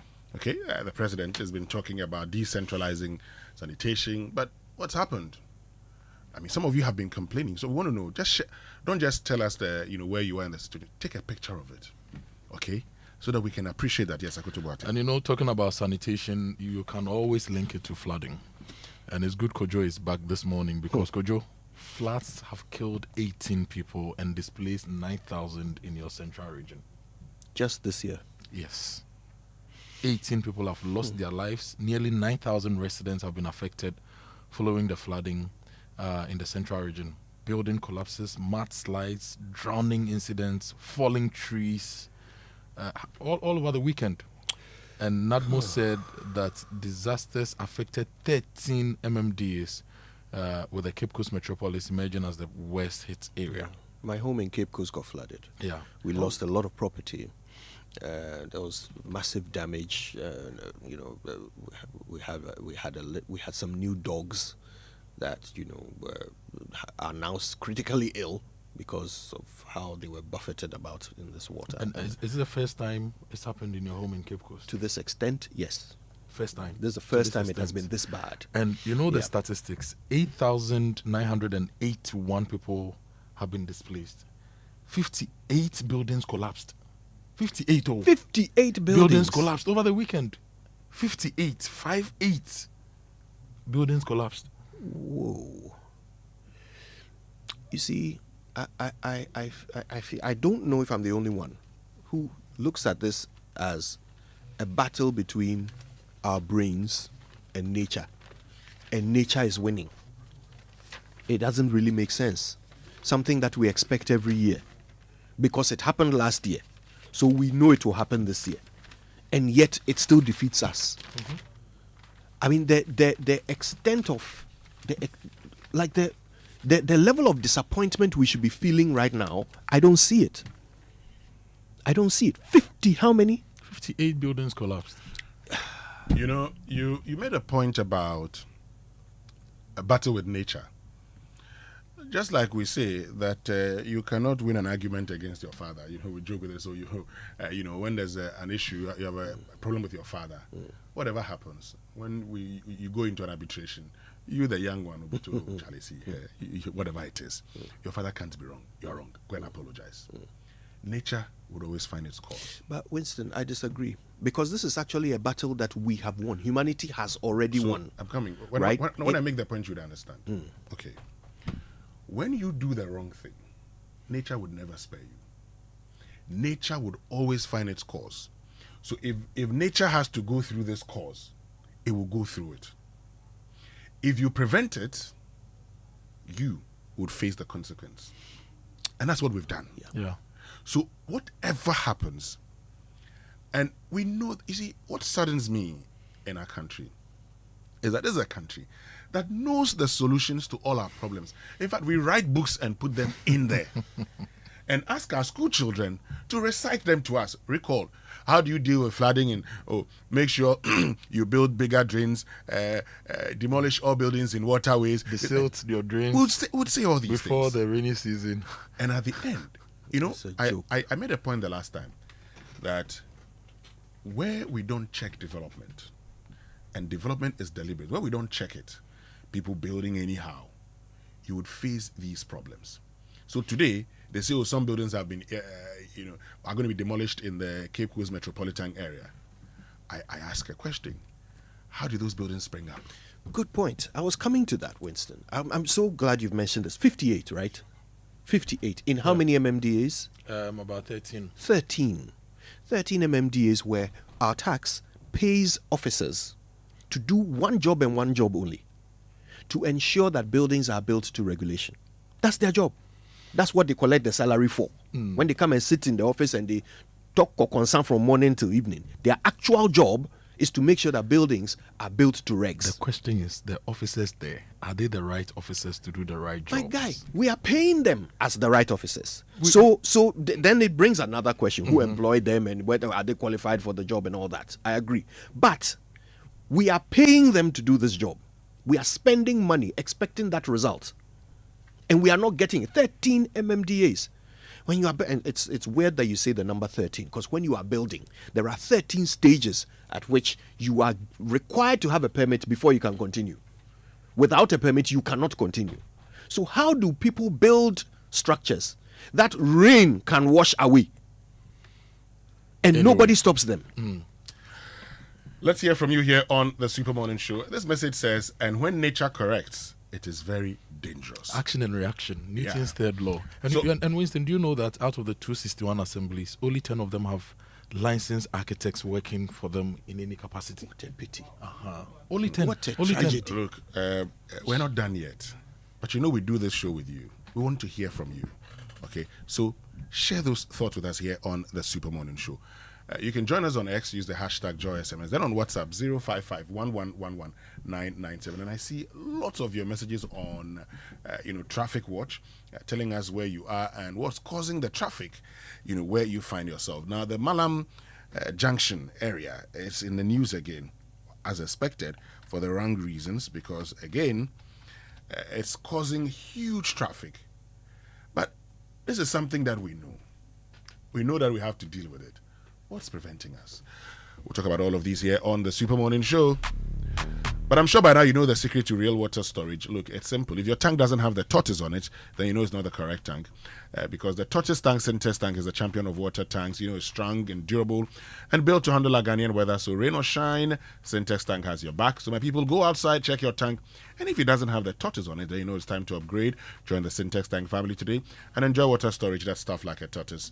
Call 0244-335-1682. Buy now or find one of our 400 agents nationwide. You can also shop online at syntexgh.com. Syntex tank, you're strong. Yeah, tough. And those of you preparing to go see the Black Stars play in the finals of the World Cup. That's right. Please get travel insurance from Glyco. Get travel insurance from Glyco. If you are traveling anywhere in the world, get covered with Glyco travel insurance before you fly.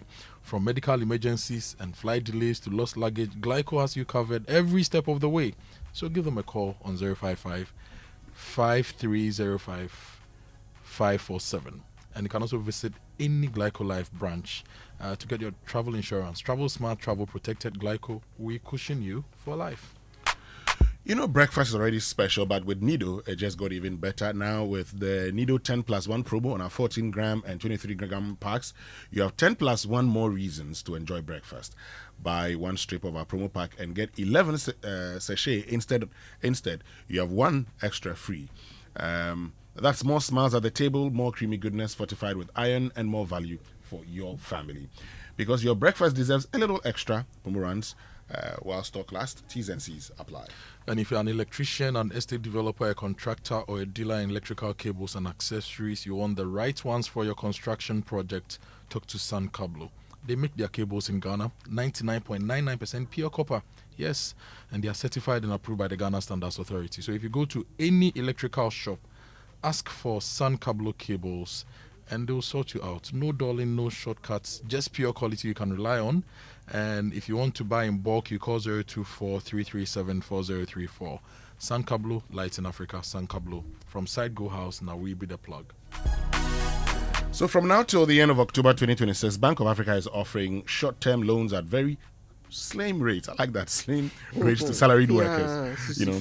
Yes. Now, they understand you have urgent needs to sort out. That's why Bank of Africa gives you that quick turnaround time. So whether it's school fees, prospectus, car maintenance, or that much-deserved family vacation, yeah, that'll be nice. Bank of Africa will sort you out fast. Visit the nearest bank branch or chat Fafa at boaghana.com to sign up.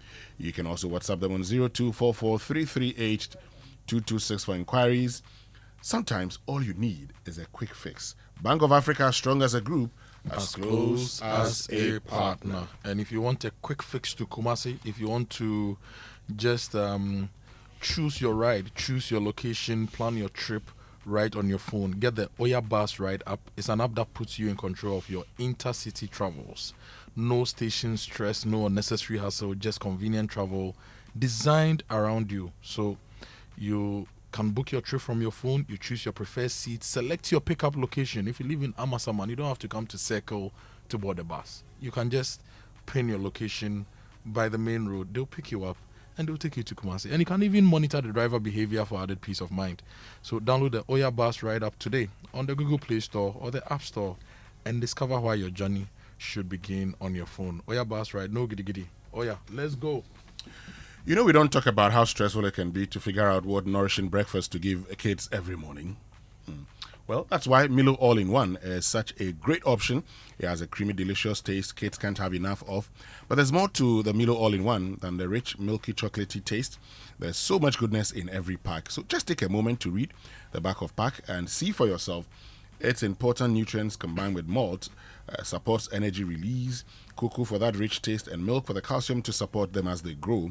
So keep choosing Milo All-in-One, not just for that special taste, but also for that nourishing goodness. Milo, energy to go further. And if you need a new phone, you need a new chest freezer, washing machine, microwave, blenders, generators, gas and electric stove, CCTV cameras, Franco has all of those in stock for you. If you buy online, you get up to 40% discount on whatever you buy on the Franco platform. So go to francotrading.com or download the Franco Trading app. It's called Franco on the Google Play Store. And you can buy your Nokia phones, your Samsung, your iPhones, your smart TVs, and everything you need from Franco. Call them on 0246-422338. Franco, still, phone papa fee.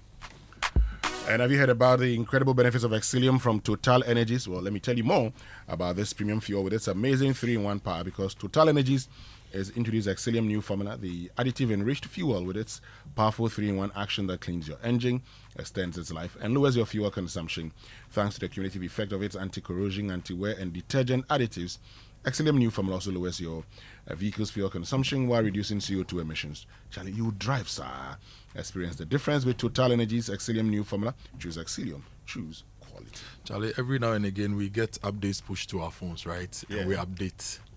And so if you're thinking of updating yourself, the China Europe International Business School is offering you world-class executive education. Okay, so if you're an ambitious leader, if you're an entrepreneur, you want to build your capacity to do better in this very competitive landscape, go to the China-Europe International Business School. In Ghana, they have the Advanced Management Program, which equips senior executives with strategic leadership capabilities. They have the Owner-Director Program, empowering family business leaders and directors to scale sustainably. And they have the Women Entrepreneurship and Leadership for Africa Program.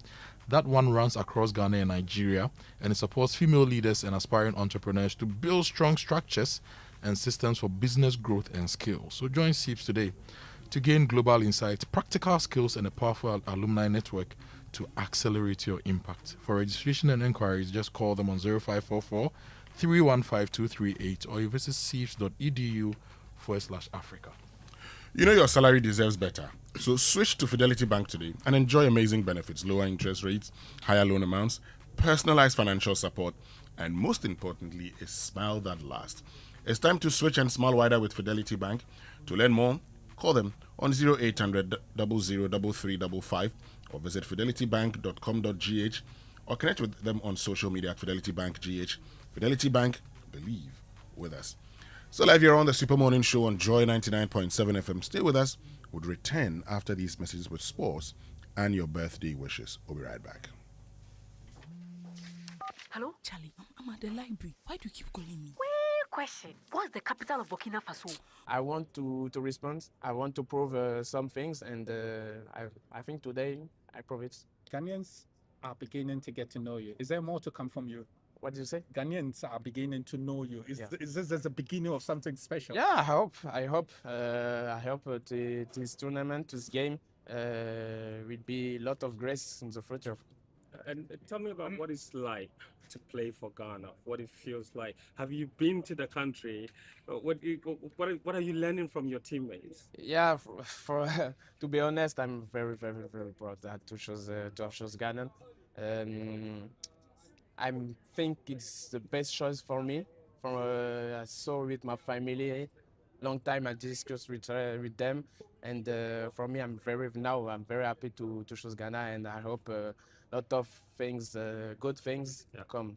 Mais un mot en français sur cette rencontre, plus généralement, ce match nul face à l'Angleterre, c'est quand même un exploit, mine de rien. Vous avez bien tenu sur. Organized before. You know, I'm an Arsenal fan, so when I talk about organization, you should understand. Of course, because I mean that's how we played our league and we get into the dying stages of the entire season. Partey was superb. This is the best game he's played for Ghana, and I like the defense organization. In fact, the partnership of Jerome and Ajete, absolutely brilliant. And the way they contend England, because they have more quality than us, so we have to set up in a way so that we can contain them, go on the fast breaks, and see if we can win the game. But the result we got, at least, it's taking us to the next stage, and I think we need to say kudos to the team. I mean, the support has been good.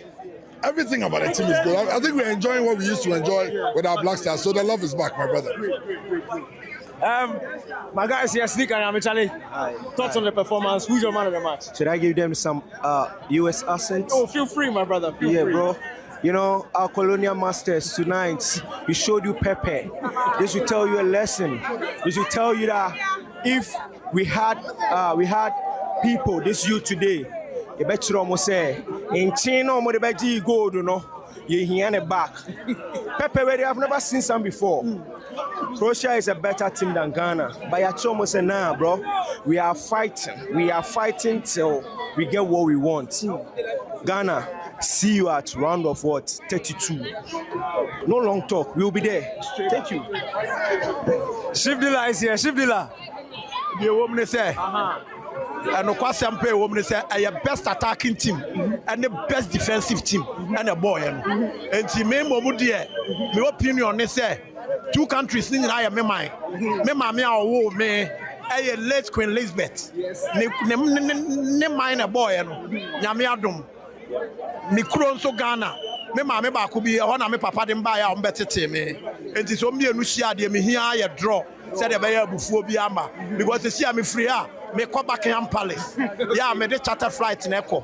Me call straight. na me ne kana kodi nkomo bi nyame nhyira obi bia. Solid. So that's the Black Stars of Ghana drawing goalless against England. That 1 point sends Ghana to 4 points, and they have 1 foot in the round of 32. A decent result against Croatia would all but send the Black Stars through to the round of 32. 2 games for Ghana, no goals conceded, 4 points. That's exactly what Carlos Queiroz football is about. That's what he promised.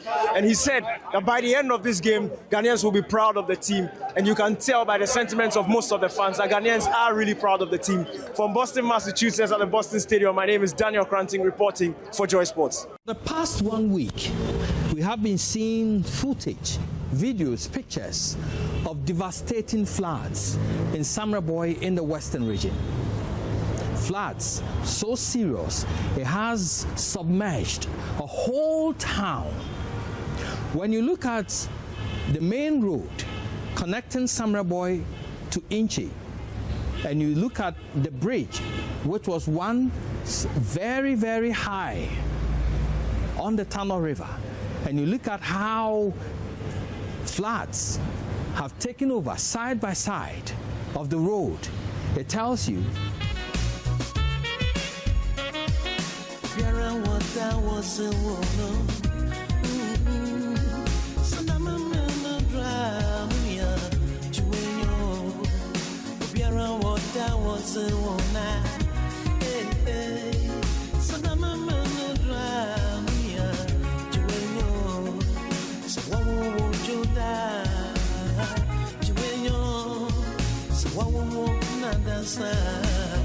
Welcome back. Time now for birthday messages here on the Super Morning Show, brought to us by MTN. Everywhere you go, and Bank of Africa, BOA Pay from Bank of Africa offers a hassle-free solution for fee collection and other payments. Call us or chat Fafa at boaghana.com for details.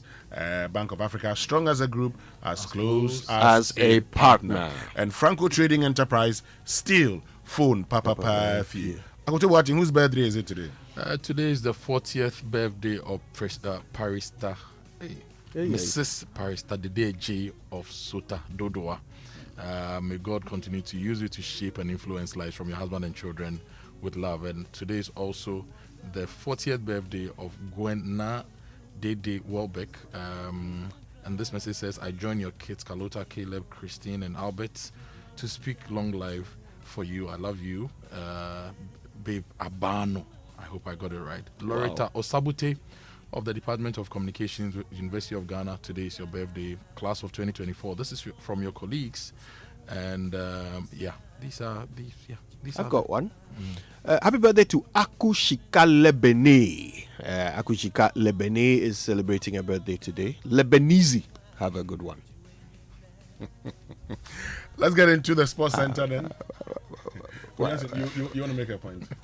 Is it the nickname that's making you laugh? Yes. You're back with those nicknames. Oh, and today is the birthday of Nana Opokwajman Prempe of Grow For Me. Nana, happy birthday to you. Great guy doing a lot in agribusiness space. Okay, which means we can bring you the latest in the world of sports, brought to us by MTN. Switch to MTN's eSIM, download my MTN app to go seamless today. Standard Chartered Bank, here for good. DSTV, the biggest football tournament is here, and DSTV is giving you front row seats to all the action live. Is the FIFA World Cup 2026, and it's that time when everything can wait, even sleep can wait. DSTV, your home of entertainment and high sense, everyday prices for everyday people. And Hisense is indeed giving you everyday prices for everyday people. They have a promo running from now to the 28th of June. Every goal and every celebration will feel legendary. Whether you are screaming goal, whether you are screaming Ajay, whether you are screaming oh my God, whether you are screaming Oluwa, Hisense has something for you. So go get your 32-inch smart TVs to the mind-blowing 116-inch giant screens from Hisense. You pair them with the powerful Hisense sound system. That'll be beautiful for the World Cup. Now they've joined forces with MTN Ghana and DSTV to bring you special World Cup packages when you buy selected Hisense models. It's a total win-win-win for everyone. So call them 030-255-0000. Visit their website hisense.com.gh or visit any authorized Hisense showroom nationwide today and discover these exciting World Cup offers for yourself. Hisense, everyday prices for everyday people. Kojo, today is the birthday of Jamila Issa Munkaila, area head for Accra West First Bank Ghana. And so, happy birthday to you, Jamila Issa Munkala.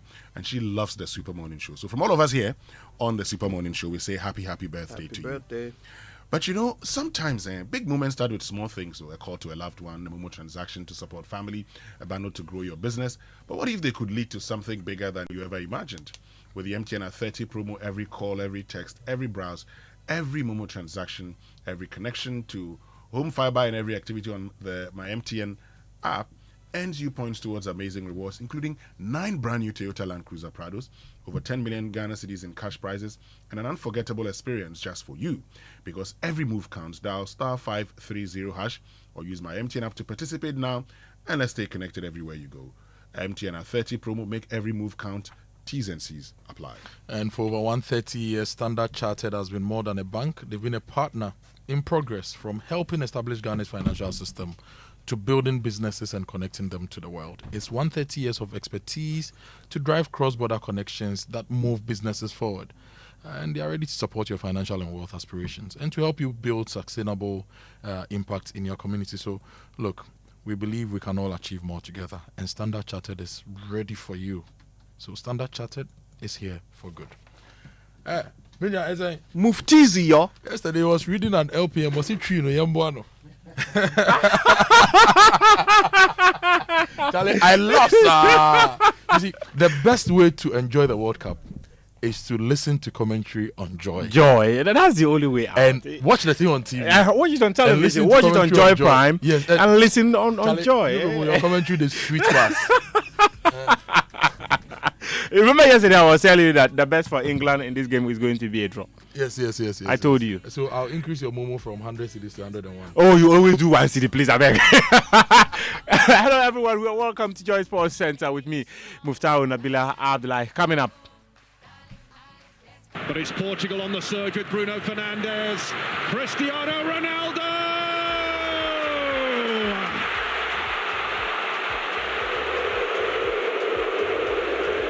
He's done it again. Cristiano Ronaldo finally finds his goal-scoring boost as his race inspires Portugal to a thumping win over Uzbekistan. While Ghana and England played out a goalless draw, their Group L opponents, Croatia, found a way past Panama. We go Croatia. Whipped across and in. Budimir bounces off the bench, and the Croatian class comes to the fore. Ante Budimir's goal was the difference as Croatia secured a vital win. We will tell you more later. But first, England were held to a 0-0 draw by a disciplined Ghana side in their second World Cup Group L match last night in Boston. A result that keeps both teams well placed to progress to a round of 32 of the competition. Ghana, fresh from a last gap 1-0 victory over Panama, signaled their intent from kickoff by disrupting England's attacking rhythm. In a steady drizzle, England dominated possession with nearly 80% in the first half, but were restricted to half chances, with Ghana crowding out Captain Harry Kane and key attacking areas. It was a cagey opening 45 minutes, the first at this World Cup, in which neither side registered a shot on target. Speaking after the game, England boss Thomas Tuchel cut a frustrated figure with Ghana's low block. They went even more defensive than in the first match, defended in a 4-5-1. If you don't open it up with a goal, it's a game of patience, and it's difficult to inject intensity because it's such a low block. I think in the end of each half, we had them. We found our rhythm, found our intensity. The longer the half went, and could not just get the reward, but everything okay. You found a rhythm, but you could have suffered a defeat if the referees and the video assistant referee had decided to hand Ghana a penalty when Prince Edu Kobina was fouled. Now let's hear from his opposite number, Carlos Queiroz. He was excited. His game plan worked to perfection. We put in place our strategic plan. It was to block them and frustrate them since the first minute until the end of the first half, which we did it. When we finished the first half, I found and I realized that the English team was completely frustrated with no solutions. And this showed that football game is not only about tactics and techniques, it's about bravery, courage, determination, intelligence. And the first half was about that. They've been better than us in terms of football. We've been better than them in terms of fighting spirit and determination. Despite frustrating England, Carlos was not a happy man because he believes the officiating over some two decisions were not good enough. First, Jordan Pickford was not sent off after a collision with Prince Edukobana just outside the England penalty area after 66 minutes. Then, with just 12 minutes left, Eric Konza made a last-gasp tackle again on Prince Edukobana, who was true on goal. Konza clearly brought down the striker without keenly taking the ball. Carroll said the VR officials were on a coffee break. Because I'm not sure VAR still working in the World Cup. We still have VAR. It's working. I have some doubts about that because another penalty that they need give to Ghana, clear penalty against England. Point that they're lucky. They're very lucky. Once again, VAR went for a coffee, and it's natural. I would like them also to take my coffees once in a while. But it was a clear penalty. Clear penalty, red card. You have any doubts about that? You guys that you saw the game have any doubts about that? Or it's only me that I was in the game? Now we can hear from Fentio, Tahiri Fentio. He was inside the Boston Stadium to watch the game, and he's been sharing his perspective. I have covered the Black Stars for a long time, and I can confidently say that in the last 5 years, at least in the last 5 years, this is the best performance I have seen of a Black Stars team. And it's a game where they didn't even win. It's just the sheer guts with which they performed. It's the organization, it's the structure. And it was a game that revealed to me, no matter what anybody tells you, coaching matters at the highest level. This looked a completely different team to any team we've seen in the last few years. They were so organized, they played for each other. Everybody understood the assignment. Everyone understood their role. And we spoke to some of the players after the game, and they said the same thing, that the preparation that they put into this game was very different than any game they've ever prepared for. My colleague Fentio Tahiri there. Now we can hear from some fans who've been speaking to my colleague Daniel Cranton. He was equally inside the stadium for the game, and he engaged some fans after the game. One of them is the MPA boss, Edoji Tamaklo. You know, I'm an Arsenal fan, so when I talk about organization, you should understand. Of course, because, I mean, that's how we played our league. I mean, getting to the dying stages of the entire season. Partey was superb. This is the best game he's played for Ghana. And I like the defense organization. In fact, the partnership of Jerome and Ajete, absolutely brilliant. And the way they contend England, because they have more quality than us. So we have to set up in a way so that we can contain them, go on the fast breaks and see if we can win the game. But the result we got, at least it's taking us to the next stage. My guys here, Sneaker and Charlie. Thoughts on the performance? Who's your man of the match? Should I give them some US accent? Oh, feel free, my brother. Feel free. Bro. You know, our colonial masters tonight, we showed you pepper. This should tell you a lesson. This should tell you that if we had people, this youth today, you bet you almost say, in China, more the gold, you know, you hear it back. Pepper, I've never seen some before. Croatia is a better team than Ghana. But you're almost saying, nah, bro, we are fighting. We are fighting till we get what we want. Ghana, see you at round of what? 32. So that's the Black Stars of Ghana drawing goalless against England. That 1 point sends Ghana to 4 points, and they have 1 foot in the round of 32. A decent result against Croatia would all but send the Black Stars through to the round of 32. 2 games for Ghana, no goals conceded, 4 points. That's exactly what Carlos Queiroz football is about. That's what he promised, and he said that by the end of this game, Ghanaians will be proud of the team, and you can tell by the sentiments of most of the fans that Ghanaians are really proud of the team. From Boston, Massachusetts, at the Boston Stadium, my name is Daniel Cranting, reporting for Joy Sports. I like that American accent. It still sounded like the one that is at the Accra International Airport, though. Ghana will play their last group game against Kojo on Saturday. That game will kick off at 9 p.m. Also in Group L, Budemi struck as Croatia edged a stubborn Panama side 1-0, securing their first 3 points and eliminated the Central Americans in a tightly contested encounter. England lead the group with 4 points, level with Ghana, while Croatia is third with 3 points. Panama are bottom with no point. Cristiano Ronaldo silenced his critics by becoming the first player to score in 6 World Cups, netting twice in Portugal's 5-0 Group K win over Uzbekistan in Houston.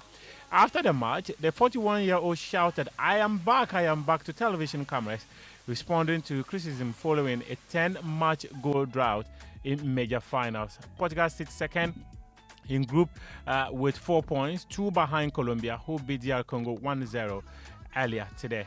And today's fixtures, we'll have Bosnia come up against Qatar at 7 p.m. Switzerland versus Canada kicks off at 7 p.m. Morocco will come up against Haiti at 10 p.m. Scotland versus Brazil will also be playing at 10 p.m. We have Czechia versus Mexico at 1 a.m. South Africa versus South Korea will be live on Joy Prime at 1 a.m. as well. Winston Amoah has joined me. When I speak, they don't want to listen. If you were an investor and I said the best for England is a draw, you had to take it. Winston never believed me. I want to be careful, though. I said that. Did you believe me? Listen to me. I said that. I didn't feel Ghana was going to beat England. That's what I said. You're over-explaining. I'm not explaining. I'm not explaining. You are explaining. The record, you are trying to, yes, you were right that the best for England will be a draw. Yes.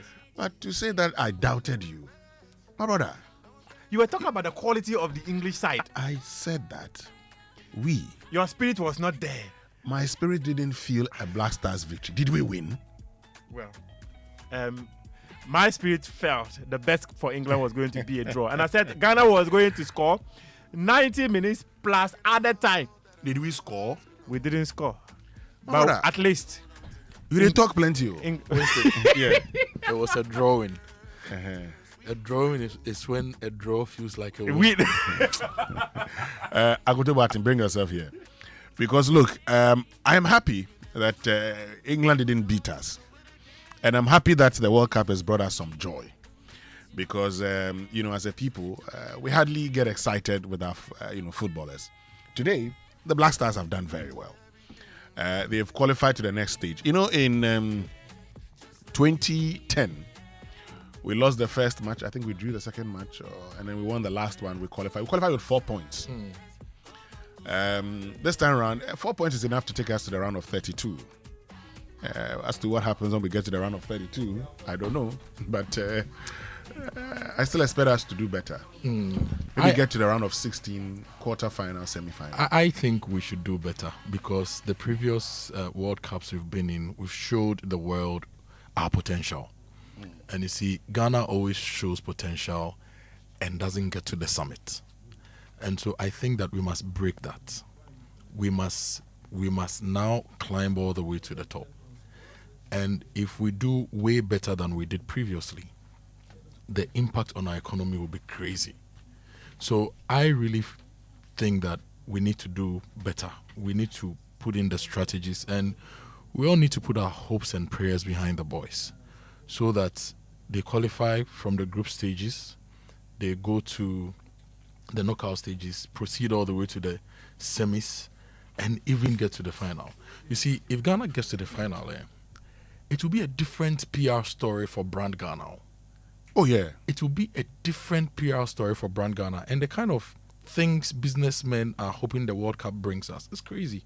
Look, we have fairs running in Boston, in different places, trying to project Ghanaian-made stuff. So if Ghana is on the front lines, if we are on the cover pages, if everybody is talking about Brand Ghana, it affects the fortunes. The only thing is that the jerseys we are wearing, they are largely imported. So as we are planning for the next World Cup, we need to build our textile industry to make our jerseys here. So we take advantage of that as well. Exactly, I agree with you. And I am wearing one today. Yes, it's imported, this one, but the good thing at least is that some Ghanaian got business. But if 1 million Ghanaians buy jerseys this season at even 200 Ghana cedis per jersey, right? That's 200 million. Yeah. Who is sitting down looking at these dynamics to ensure, as we attempt to win the World Cup back to back, some of these businesses, we attempt to win the World Cup back to back.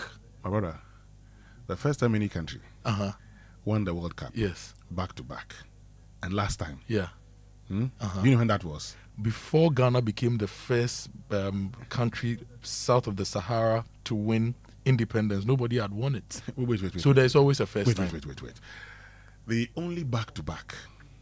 In fact, our independence is meaningless unless it leads to Ghana becoming the first black African country to win the World Cup back-to-back. The last time was Brazil. 1958. Yes. 1962. Mm-hmm. How many years ago? There's always a first time. Oh boy, stop that. Stop that matter. Stop that matter. But look, I expect the Black Stars to do well. If we can't win it, can we aspire to host it? As for the aspiration, you can have it. Would you qualify? It's another issue. So that's not bad. But look, let's go for the business minute. We'll talk about all these things later. Brought to us by Anointed Engineering Services, the generator experts. Hello, welcome to the Joy Business Minute, brought to you by Anointed Engineering Services Limited, the generator experts. Economist Dr. Edu Susakode has warned that the upcoming utility tariff increases could put renewed pressure on inflation. The Public Utilities Regulatory Commission has approved a 3.49% increase in electricity tariffs and a marginal rise of less than 1% in water tariffs effective the 1st of July. Meanwhile, the city's recent stability against the dollar is expected to continue, supported by stronger gold export earnings and ongoing measures by the Bank of Ghana. Speak of gold, gold prices extended losses as a tech-led sell-off on Wall Street prompted investors to liquidate bullion holdings to cover losses in other assets. In agribusiness, founder of Ideal Providence Farms, Georgina Compson, says consumers should prepare for higher ginger prices as a new disease outbreak continues to affect crop yields. And that's the Joy Business Minute, brought to you by Anointed Engineering Services Limited, the generator experts.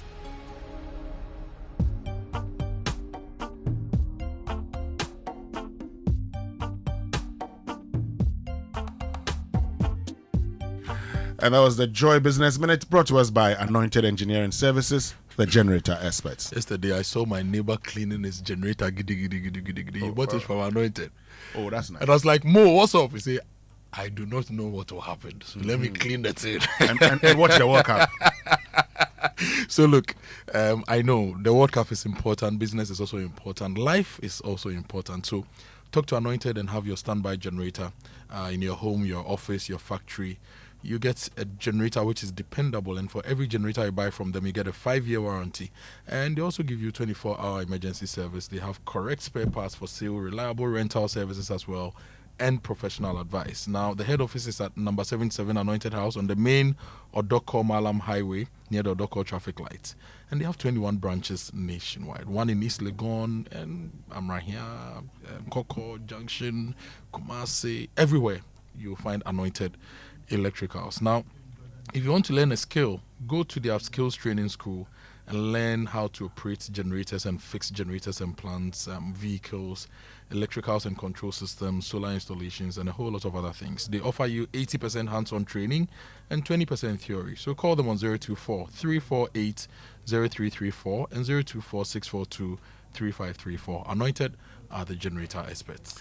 And let's get interactive this morning here on the Super Morning Show social media messages, brought to us by EcoBank, the Pan-African Bank, number 10 liver salt, a refreshing relief, and cowbell coffee with you every moment. Okay. And money really moves, but most of us don't know how money moves in Ghana. But EcoBank understands how money moves. It only doesn't move on payday.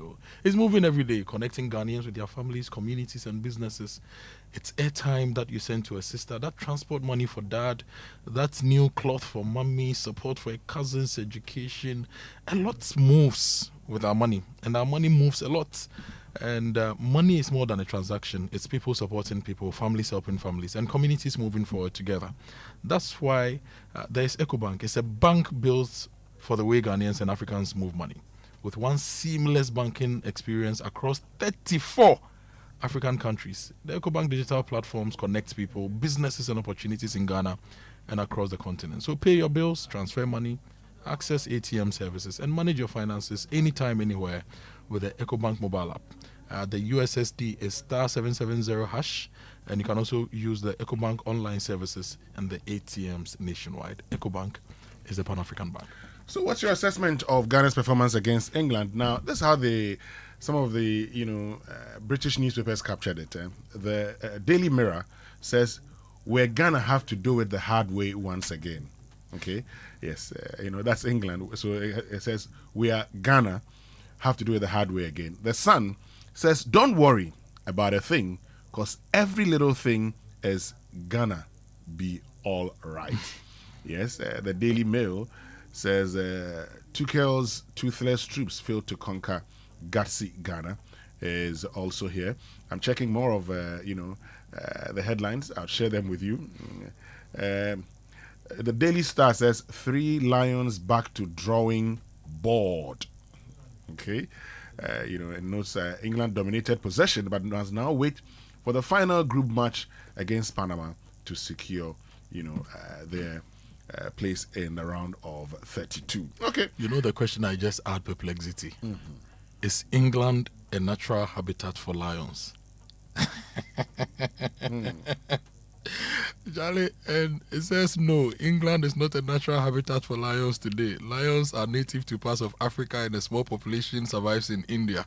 While lions that once lived in Britain were ancient cave lions that went extinct around 12,000 to 14,000 years ago.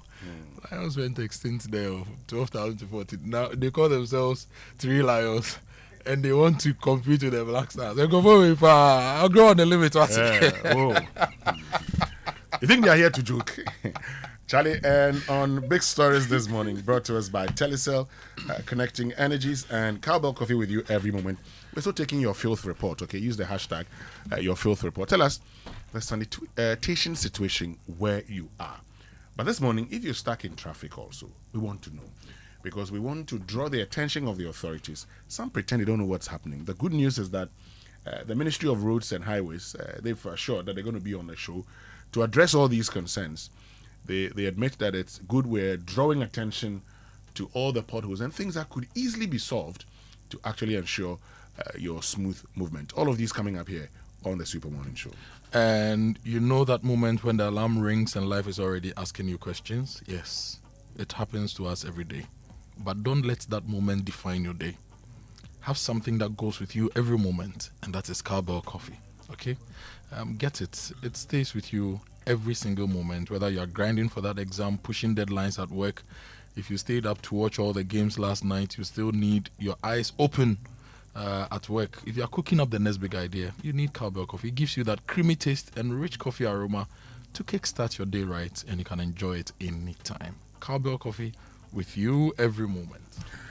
And you know that and you can experience connections with Telecel broadband's internet connectivity at high speeds with non-expiry bundles and up to 40% more data at the same price. Telecel fixed broadband is connecting your homes and businesses to more. No need to worry about your data expiring again. You get to browse till your data is exhausted. You also get free fixed line with free calls at home. When you subscribe to the Telecel fixed broadband, the data move also allows you to connect up to 4 devices so you can keep browsing on the go. Subscribe to the Telecel fixed broadband at telecel.com or download the Telecel Play app or visit a Telecel retail shop today to subscribe to the Telecel fixed broadband. Telecel, connecting energies. Now stay with us. When we return after these messages, we start the analysis of the performance of Ghana's Black Stars. Well, like the English press says, everything is gonna be all right. We'll be right back. To put smiles on the faces of those you love. Daddy, thanks for the tea cash, okay? I love you. There's really something wrong. These floods have not been seen for years, according to residents of the town. But this did not come without warning. Some of us have been sounding this warning since 2021. From late 2020 through 2021, through to 2024, Samra and its environs witnessed large-scale illegal mining, which went on for years. If you look at towns like Ohiampenika, and you look at towns like Datano, Insuachiri, Aboifie, and you see how illegal miners were able to redirect the path of the Tano River and use the immediate environs of the buffer of the Tano River for illegal small-scale mining. It tells you that These water bodies are just venting their spleen today, but they gave the warning signs way back, about 4 years from now. This place is called Atala. It's very close to Samraboy. We drove about 40 kilometers to get deep into the forest here. This is the Tano River, and I don't need to tell you, 2020, 2021, 2022, we saw an influx of both Chinese and our own citizens who were mining some inside the Tano River itself. If you remember in 2022, when we did the documentary Distraction for Gold, we pointed to how people, illegal miners, have redirected the course of the Tano River. In some instances, they were mining within the water itself. Some have redirected the course of the river and they were mining alongside it. When you go to Hiampenica, you could see some of these things. How the Tano River has been redirected and exposed to illegal mining activities. That was a recipe for disaster. The disaster that we are seeing today. When you go to Datano, similar instances. When you go to the Samraboy town itself, just after the bridge, and you see how mining companies like Akoto Mining and others have redirected the course of the Tano River, how some of them were leaking mining residue into the river itself. We served a warning back then that this could lead climate consequences. And that is what we are seeing today.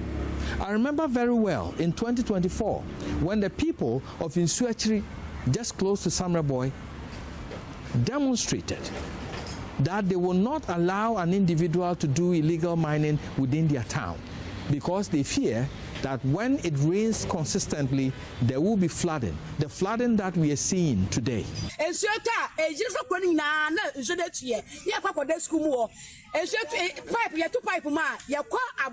And Yakosencio, a woman shampoo, 3 days and Pona de MBA, as I sit on us say, into Yansio. After the China for Bayadia, or the Mama Mukas of Munko Juma, I can't say, Canonano, no, Sun injury, the Unabetria, even the Aquada. Yes, you need one for all baby, I buy Biam Boya, let's say I buy a nearby Biawa, however, Samates at Aroma, and a boy on my ensure, I may a Janidi. It's yes, young manas, I can't say. China Fano, I'm a secret, no one can club. Into our high, into the most area, and you best some down, and I said, we best stop home. Authorities did not back these people to drive the illegal miners away. In all these instances, we see authorities sitting idle and watching whilst people redirect the sources of great rivers like that, close to homes like Samraboy. We have watched on and on for people to redirect the courses of great rivers, knowing very well that the consequences could be dire. We are witnessing climate consequences coming out of years of illegal mining, years of nature crimes, which authorities fail to solve. In the past years, we've also seen some level of illegal mining along the airstrip. Some Chinese miners took over the fringes of the Tano River, mining and creating pits and gullies along the banks of the Samri and the Tano rivers. My sources tell me that part of the causes of the current flooding comes from one of such illegal mining escapades deep within the forest enclave, where they blocked the Samri River and blocked portions of the Tano River. And so when it rained heavily, what used to be the normal path of these two rivers has been blocked. And now the overflow is coming to town. We have served this warning for years. We have consistently reported on mining along the banks of the Tano River. If you look at these old footages, starting from 2021, if you look at these footages of mining back then, before we realized this flooding, you could see the level of pollution, the level of degradation along the banks of these two rivers. You can see the mining along the Tano River from Uhiampenika through to the Atano, through to Aboifie, and then all along the banks of the Tano River, along the airstrip and beyond, in Suachiri and other communities. Today, the entire Aboifie is flooded. The entire Suachiri is submerged. People are lodging in schools, school buildings, and others. This is the consequence of neglect. This is the consequence of authorities failing to heed to warnings about illegal mining along major rivers of our country. This should serve as a warning. To block them and frustrate them since the first minute until the end of the first half, which we did it. When we finished the first half, I found and I realized that the English team was completely frustrated with no solutions. And this showed that football game is not only about tactics and techniques, it's about bravery, courage, determination, intelligence. And the first half was about that. They've been better than us in terms of football. We've been better than them in terms of fighting spirit and determination. Because I'm not sure VAR is still working in the World Cup. We still have VAR. Is working. I have some doubts about that because another penalty that they need give to Ghana, clear penalty against England. Point that they're lucky. They're very lucky. Once again, VAR went for a coffee, and it's natural. I would like them also to take my coffees once in a while. But it was a clear penalty. Clear penalty, red card. You have any doubts about that? You guys that you saw the game have any doubts about that? Or it's only me that I was in the game?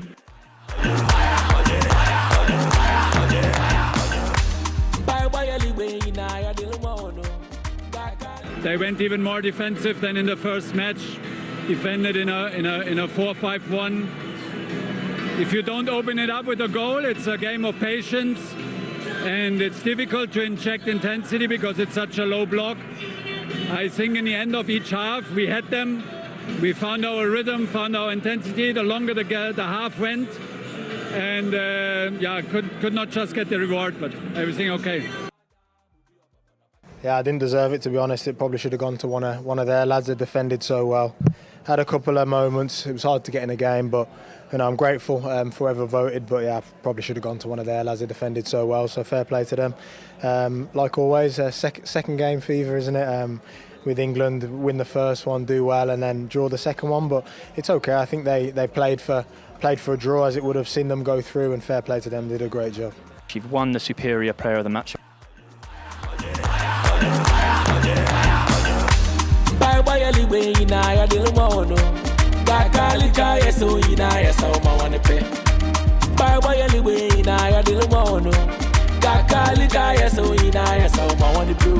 Ganu dende, lasta so dende. Ganu dende, lasta so dende. Ganu dende, lasta so dende. Ganu dende, lasta so dende. Yeita mubi obaba no bate the samia. Ya chaja mubi obaba no bate the samia. Yeita mubi obaba no bate the samia. Ya chaja.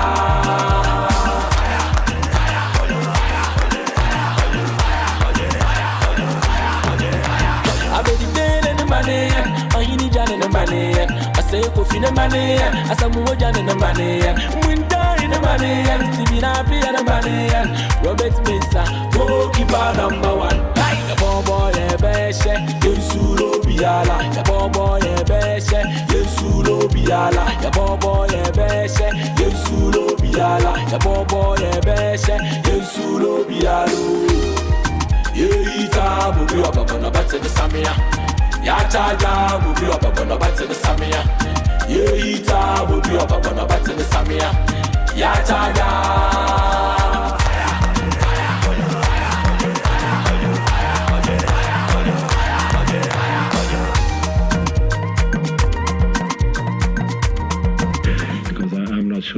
VAR is still working in the World Cup. We still have VAR. It's working. I have some doubts about that because another penalty that they need give to Ghana, clear penalty against England. Point that they're lucky. They're very lucky. Once again, VAR went for a coffee, and it's natural. I would like them also to take my coffees once in a while. But it was a clear penalty. Clear penalty, red card. You have any doubts about that? You guys that you saw the game have any doubts about that? Or it's only me that I was in the game? They went even more defensive than in the first match. Defended in a 4-5-1. If you don't open it up with a goal, it's a game of patience, and it's difficult to inject intensity because it's such a low block. I think in the end of each half, we had them. We found our rhythm, found our intensity. The longer the half went, and could not just get the reward, but everything okay. We are going to win the next step. Then we will qualify to wherever we are going. Inshallah. It's been better. It could have been 2-0, 3-0, 4-0. The way we played against Croatia and the way we played against other teams, it's not the same way we played against Ghana, but it is what it is. We'll take a 1 point. So, yeah, Ghana could have done way better. England played well. They made some chances. Rashford, when he came on, made a lot of chances. Gordon made a lot of chances. I don't know. It was a difficult game. It wasn't as easy as I was expecting, but it is what it is. The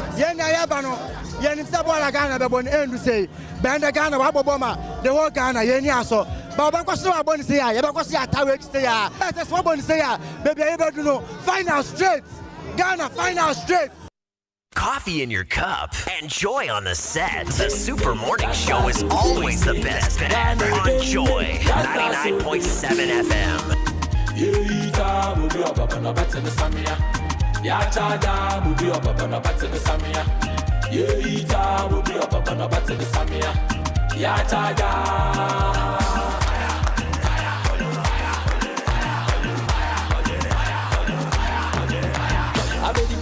Money, I need Jan in the money. I say, Kofi in the money. I say, Mojan in the money.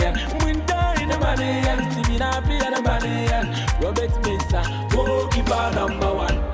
The boy, Beshe, Yesulo Biala. The boy, Beshe, Yesulo Biala. The boy, Beshe, Yesulo Biala. The boy, Beshe, Yesulo Biala.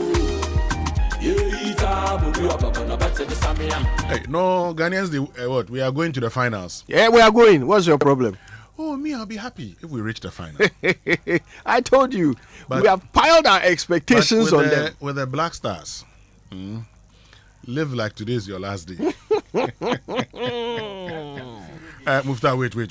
Eat well before every game. Mufta, I was saying that every single game, you take it as though it is your last game. Exactly. So before you kick the ball, make sure you're satisfied. Yes. So you must be cautiously optimistic. Yeah. So for me, if we win, I'll be happy. But until that time, I go in expecting us to lose. So I'm just watching. Look, I don't know if I don't do things in half measures, unfortunately, and I think many Ghanaian fans are like that. We put our all. We start off saying, oh, we are optimistic, we are cautious, so if they score, fine. If they don't score, fine. Then they kick off, and our entire soul is in this game.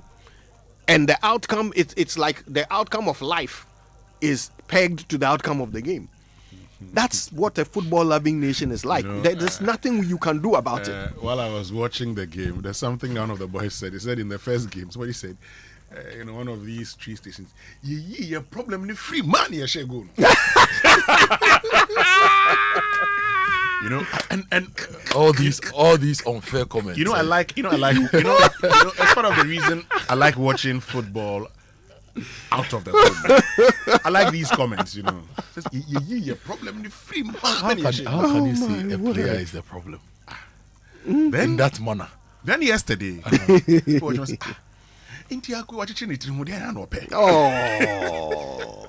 but in yesterday's game, he played a crucial role. He did so well. And look, crucial role. I say, as for yesterday, Jordan Ayew, he was a great player. Because you see, I've told you Muftar this before. Jordan consistently in his footballing career has been playing for relegation-threatened teams. and they thrive on trying to suffocate opposition. Bullet analysis. No. So they have one player who is able to hold on to the ball and attract fouls, so that they float their set pieces and hope for a goal. And that player is always Jordan. So in yesterday's game, you could feel Jordan, when he gets the ball, the turning that we've been complaining about was actually doing the magic for us. Because we're not, to be very honest with you. But I also think the referee, there were some moments that against Ghana, he didn't take them when they were in favor of the English. In fact, that referee started to get on my nerves after some time, because I felt the same way, Mufti. Like the guy, he was erring on the side of England a little too often. That penalty. That's stonewall penalty. No, I mean that's a penalty. Straight red card to Jordan Pickford, but still he didn't take it. Unbelievable. Is it a Pickford and Edu? Yes. I felt that for that one, I felt that if it was a Jordan Ayew, we probably could have gotten a penalty. All Edu had to do was just try and hit the ball, and then straight. But once you all went and you didn't get the ball, I mean, it was just like, that's like a clash between the two of you. But if he had gotten the ball, then it would have been deemed that the goalkeeper had fouled him. But he didn't get the ball also. So that one, that's okay. But where was the goalkeeper? As for the Konsa one, it's penalty. That one, you cannot explain it. And I'm wondering why VAR didn't even intervene. Maybe the VAR referee thinks like the one on the pitch. But it's not about the referee's thinking. That's the point of VAR. It's the referee's thinking. No. VAR, no, hold on, Kojo. VAR is another referee who's watching and then decides, okay, hold on. Go back, watch. If that referee in the room thinks like the one on the pitch, he wouldn't. I thought the ability to go back and watch it from different angles is to remove the need for you to tell us what you are thinking and tell us what you see. Okay. Right? That's what I thought. So okay, when you see, it's actually about what you see. So when you see, what would you do? Wouldn't you interpret it? Interpret. Yes. So whatever you see is interpreted to either be a foul or not a foul. Not a foul. Okay. So the referee in the VAR room agrees with the referee on the pitch. But I thought the referee on the pitch had made that call because of how he saw it. Because he had only one angle, right?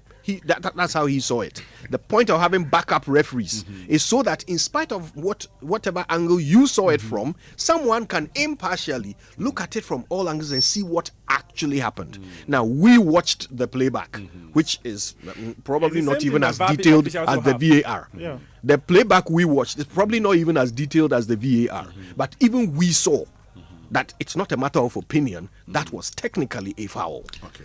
So where does what the referee thinks come in? Akoto Boateng, yes. Well, for me, the Black Stars were going in a certain direction and we didn't like it. And we made changes. We brought a new coach, right? They went to train. They've played some matches. And now they're in the World Cup. They played the first game, they won. Second game, they've drawn. I think that even with the players seeing all the support they are getting, the energy in them and the confidence in them has changed.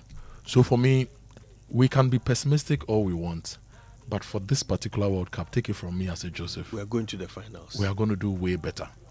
And if you are not optimistic, just find it in yourself and change and be very, very optimistic, because I'm also looking at the money we'll make if we do better. All of us will make some money somehow.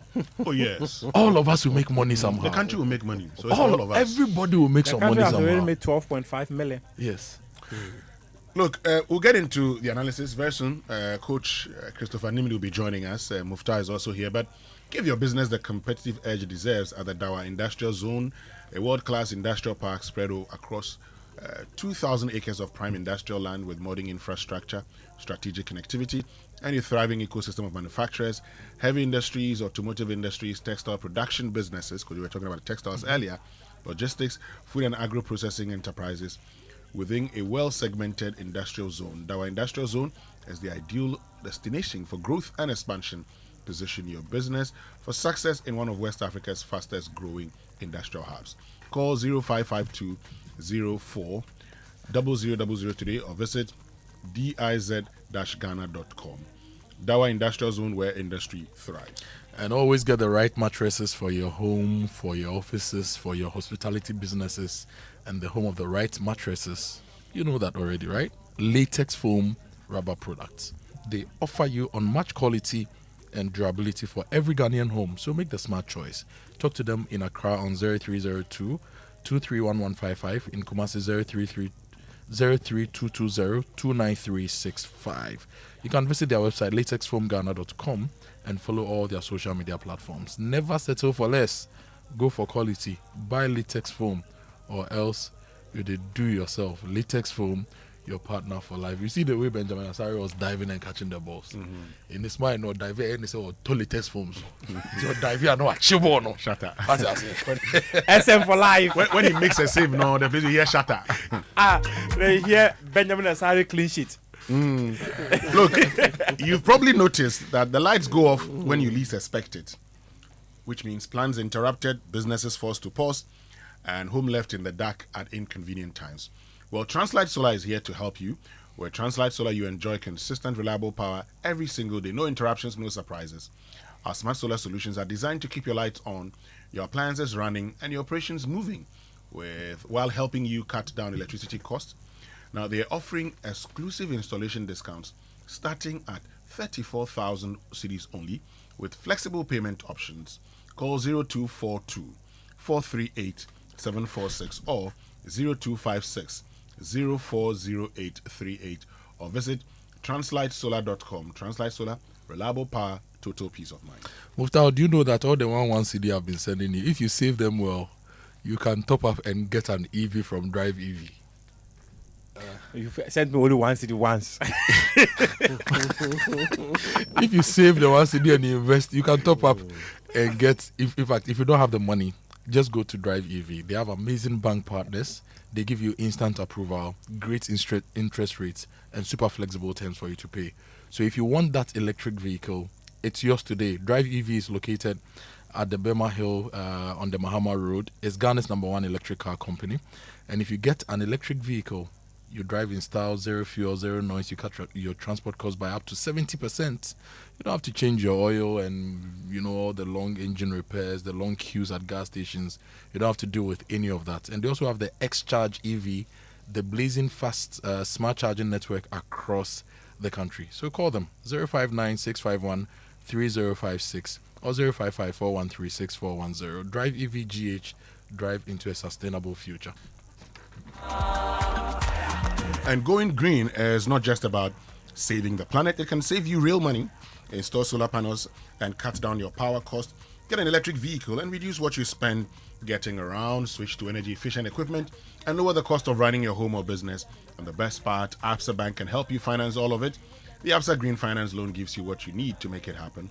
Walk into any Absa branch, ask about the Absa Green Finance Loan today, and say yes to a greener tomorrow. T's and C's apply. Your story matters. Absa. And the legacy transition plan is here for you. We know life doesn't stand still, so let's all be prepared. And the best way you can do this is to prepare for life. And the flexible policy that you have in the Old Mutual Legacy Transition Plan helps you to build a legacy that offers you a cover of 300,000 cedis, up to 300,000 Ghana cedis. No underwriting, greater flexibility with no limits to the life you can cover, and goes up to the age of 80.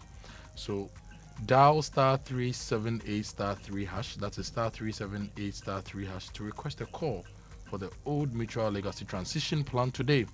And let's get you on a plan that works for you and your family. Old Mutual, do great things every day. Right, and let's get into the discussion now. Muftau. So, let's look at it. Ghana Black Stars. Yesterday, you, Prophet Muftau, had predicted that the best England could get was a draw against Ghana. Well, they got their best, and that was a draw. But tell me, what really worked for the Black Stars in that game?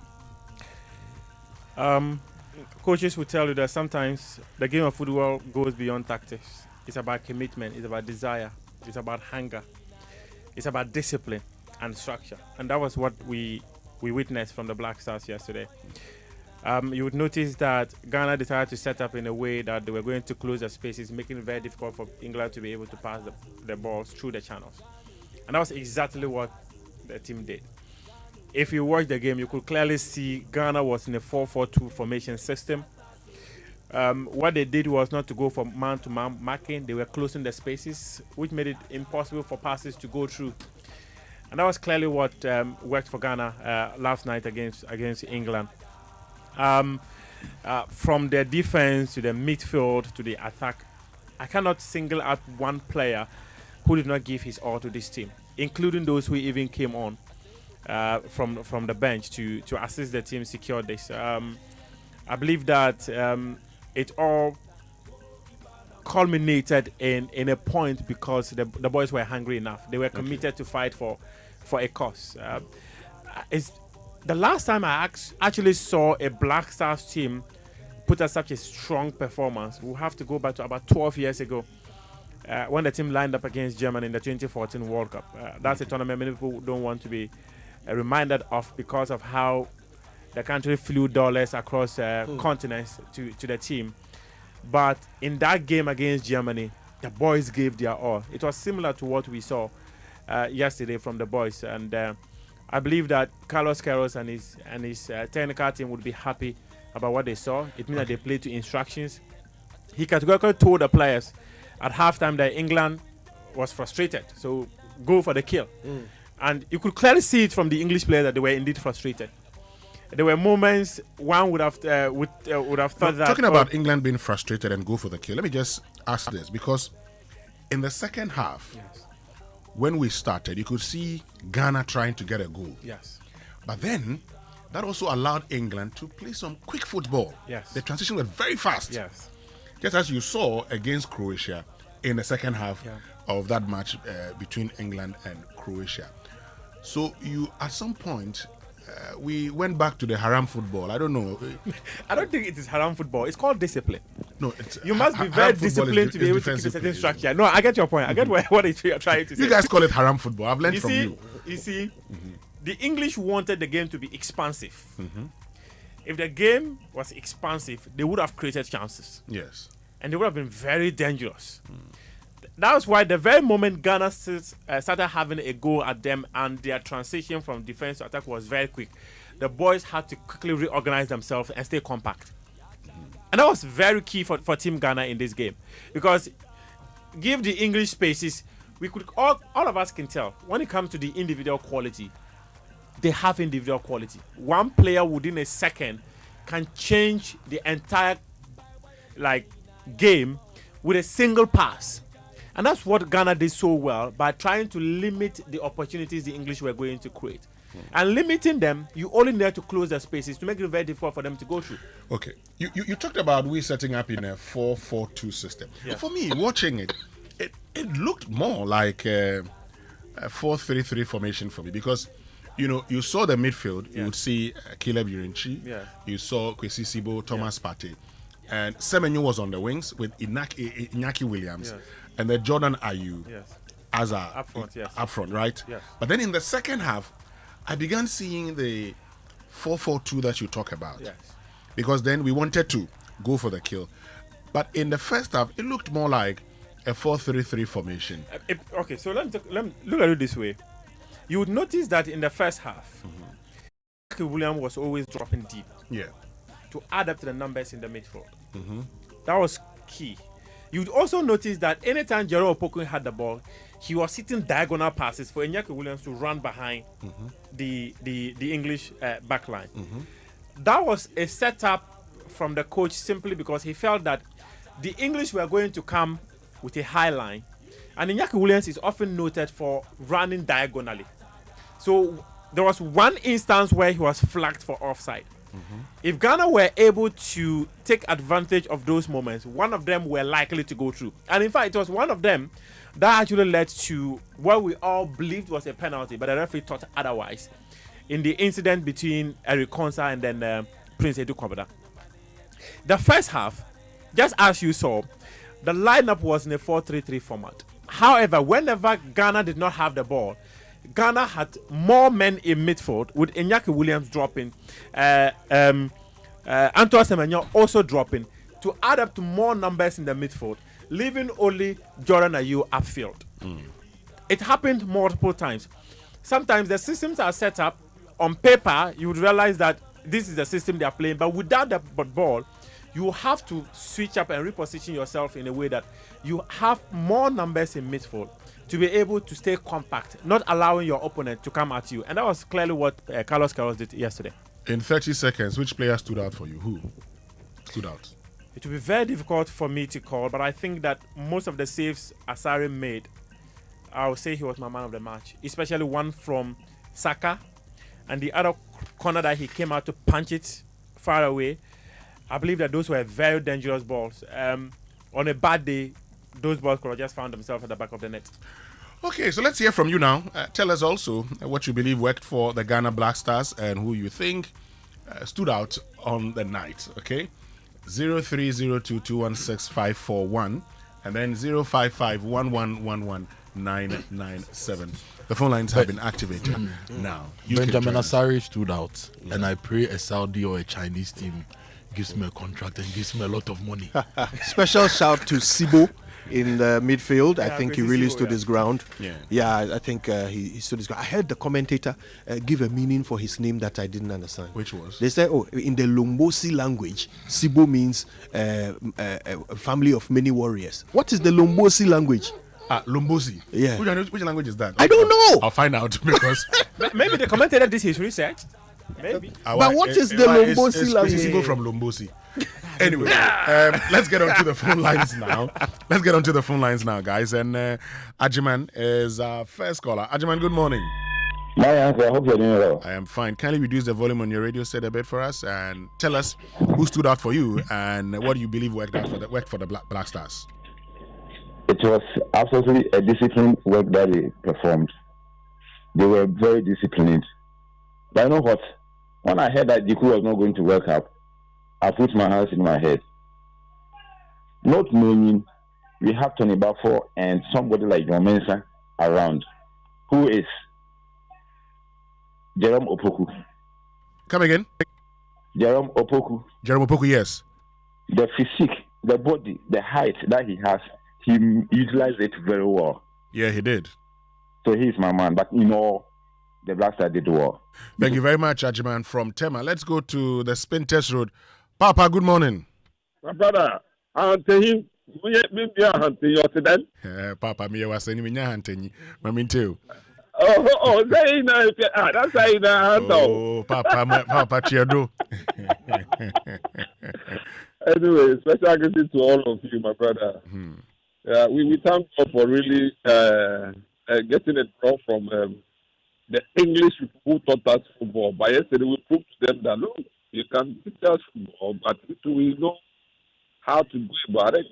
To be frank with you, Ghana, we have our defensive lineup solid. Yeah. Very solid. Ajete, Tenaya, the guys, they did so well. And the coach too, I can see that he really went defending. Because after he changed Jordan Ayew, what changed Prince Edu? Is that not it? Yes, Prince Edu. Later, he removed Prince Edu, then brought in Baba Rahman. I said, this man, yeah. There to defend. Anyway, we thank God. And we thank the government too to really also supporting the Black Stars and all of us. So let us be one so that we go further. Okay. Thanks a lot. Thank you very much, Papa. Let's get back to Tema. Kobe, good morning. Good morning, Winston. Yes, Kobe. Oh, I'm good for us. Kojo, welcome. Kojo, welcome. Oh, thank you. I heard it's the World Cup. Thank you so much. So, yesterday's game, in fact, what stood out for me was Ghana. Basically, it was an impressive performance from the guys, and I feel that the coach also felt that he didn't want to lose, so he had to play a defensive game. And the guys were up to task. But honestly, let's call a spade a spade. In fact, when Jordan left the game began to take a good shape. So let's look at that. If the coach will revise and then put Jordan on the bench, I think Ghana will make a headway. Thank you guys for a good job you are doing. And Kofi, good morning to you, to Kofi teacher. Good morning, Kobe. Okay, so let's get to Coach Chris Nimley. Let's find out from a technical perspective, what worked for us. Numo? Yes, sir, Bozu. I hope you are fine this morning. By His grace, I'm doing very well. Good. You are a coach, so you have the technical eye. Tell me, what worked for us last night? All right. Good morning to your discerning listeners, and I'm grateful for the opportunity to share my view on your wonderful program. So, yesterday, prior to the game, we were all tense. Almost everybody on paper will not give the Black Stars a chance, but I kept saying it anywhere or everywhere I got the opportunity to speak on. I say football is very unpredictable. It's 11v11.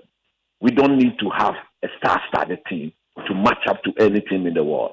But if you've got a technical team that's got proper direction, that understands how to get to where they want to get to, and if they can transfer that to the protagonists themselves, and every protagonist within the team believes in the method. Yesterday, if you watch the Black Stars play, we were not hoping that by playing in the way we played, we'll get a result. We believed in the result. That is why we saw the passion, the desire, the commitment, the willingness to go that extra mile to make sure that the people of this country becomes very, very happy.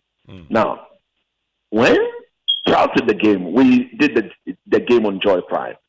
Brad Lai and myself, who are the technical men, together with David and Cam, we all shared our view, and we all came to a simple agreement that we cannot match them toe to toe in terms of opening the game and everybody going at it to and fro, back and forth, a very chaotic way.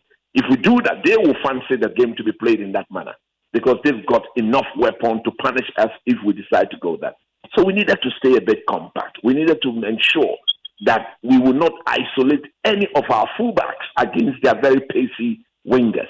Okay. So there's something we call the defensive line cover. The back four was very, very calm and collective. I have said, if I'm to award the man of the match yesterday, I'll give it to our goalkeeper. Not because of the saves he made, but because of the fact that you could hear him shout, you could hear him communicate very clearly to the back line, and even Thomas Partey and co, those who were in front of the back four, the communication was clear. So tactically, we needed to be very compact. We needed to demarcate a zone.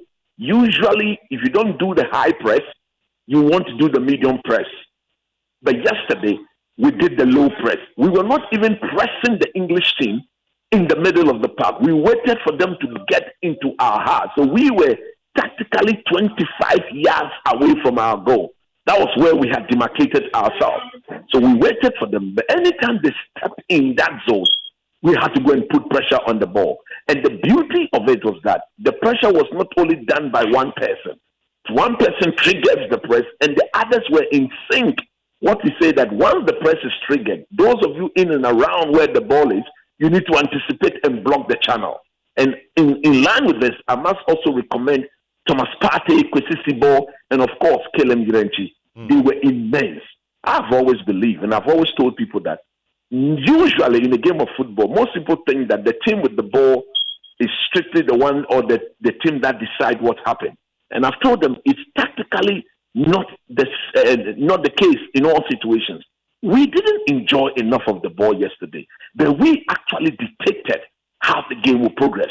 And after the game, you've listened to Jude Bellingham, you've listened to Thomas Tuchel, you've listened to the English players, Declan Rice. They've all admitted that although they had the ball, but we were in charge of the situation. So the problem all over the world is to credit the Black Stars for that solid defensive performance. My only problem was that whenever we won the ball, there were times we had the opportunity to hit them on the proper counter-attack.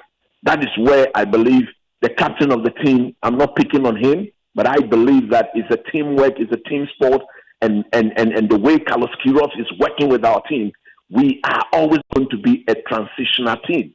Brad Lai was worried yesterday. I was equally worried that after doing all the defensive work, we needed to push the English backwards. We needed to give them a bit more of a worry on the counter-attack. It was clear that they could tell that Semenyo and Inaki Williams were our obvious options.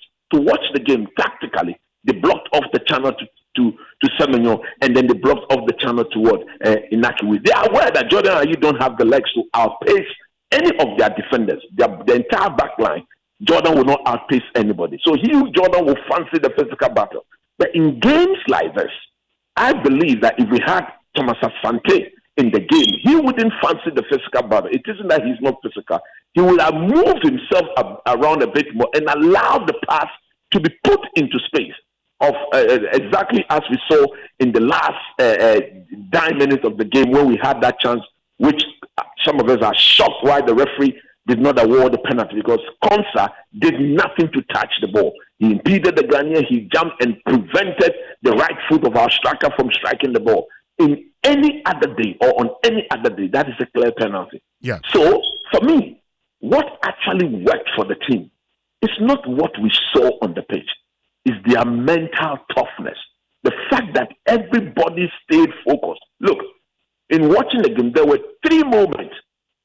That is what got me to respect the importance of Thomas Partey. Maybe those of you who don't have the technical eye will not see. But there were moments in that game where Kelem Yirenchi attempted the press. He was vacating his position in the middle of the park alongside he and Kuchis. And you could clearly see Thomas Partey shouting and telling him that, no, don't go, come back to the zone. Well, we had demarcated the zone, waiting for them before we trigger. So if the ball is not in that zone, you just allow them to have the ball. They are not going to cause any havoc. Okay. And I'm very, very satisfied, I was satisfied, like every other Ghanaian, with the defensive solidity of our team. But going forward, we need to be a bit more... Before we think about going forward, you say That's right. There were 3 occasions. You've mentioned one, shouting, calling him back. What are the other 2 occasions? That's what I'm saying. You see, they were very similar in representation, because if you watch the game again, Kelem Yirenchi is a workaholic. He's the sort of player who enjoys the chaotic nature of the game. He wants to burn a bit more energy. Without a doubt, he's got energy to burn, but he needed to be controlled. Look, without Thomas Partey yesterday, I don't think Elisha Wusu would have given the boy the control needed of him to be tactically disciplined. So there were, like I'm saying, if you don't have the technical eye, you won't see. How many times you could go back and watch the game, did we not see Callum going forward and all of a sudden he retrieving to come back? Those were the tactical discipline that Thomas Partey brought. And look at the controller. I call Thomas Partey the controller. Very calm in possession of the ball. Declan Rice, Elliot Anderson, Jude Bellingham, they all know the quality of the player. So whenever he had the ball, they will not even attempt it, because they know that if you vacate your position, he's got the quality to locate the space and then get our team to go on the ascendancy. And I'm saying that we need to respect the fact that this team is now being properly coached. Some of us, the whole Ghana know that I was very vocal. I didn't hate Otuado. He's a Ghanaian. I want him to succeed. But when it comes to the Black Stars, that is not where you do matra makwe. The team was on the decline, and one of the best ways to stop the decline is to make sure the team is properly coached.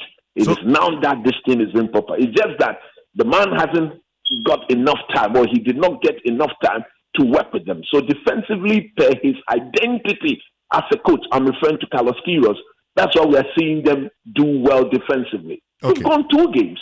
We've kept 2 clean sheets. It's a positive on the coach. Exactly. But one thing that I believe going forward, going forward, what should we do? I think going forward, look, some bold decisions will have to be taken. Okay. I have said that the team is a transition team. When we say a team is a transition team, naturally, they flourish on genuine pace from their front men. Semenyo has got pace. Asante has got pace. Inaki William has got pace. Fatah Dado pace. And Esmiama pace. So, we need our midfielders and our defenders not to necessarily focus on giving the ball to them on feet or to their feet. Don't necessarily put the ball directly to them. Let the ball go into the space, because they've got the pace to outrun the opponent. Because of that, Jordan Ayew is an important player. Again, I'm not picking on him. That is the last thing I will ever do. He's an integral member of this team. But truth be told, his legs are gone. He's 34 years.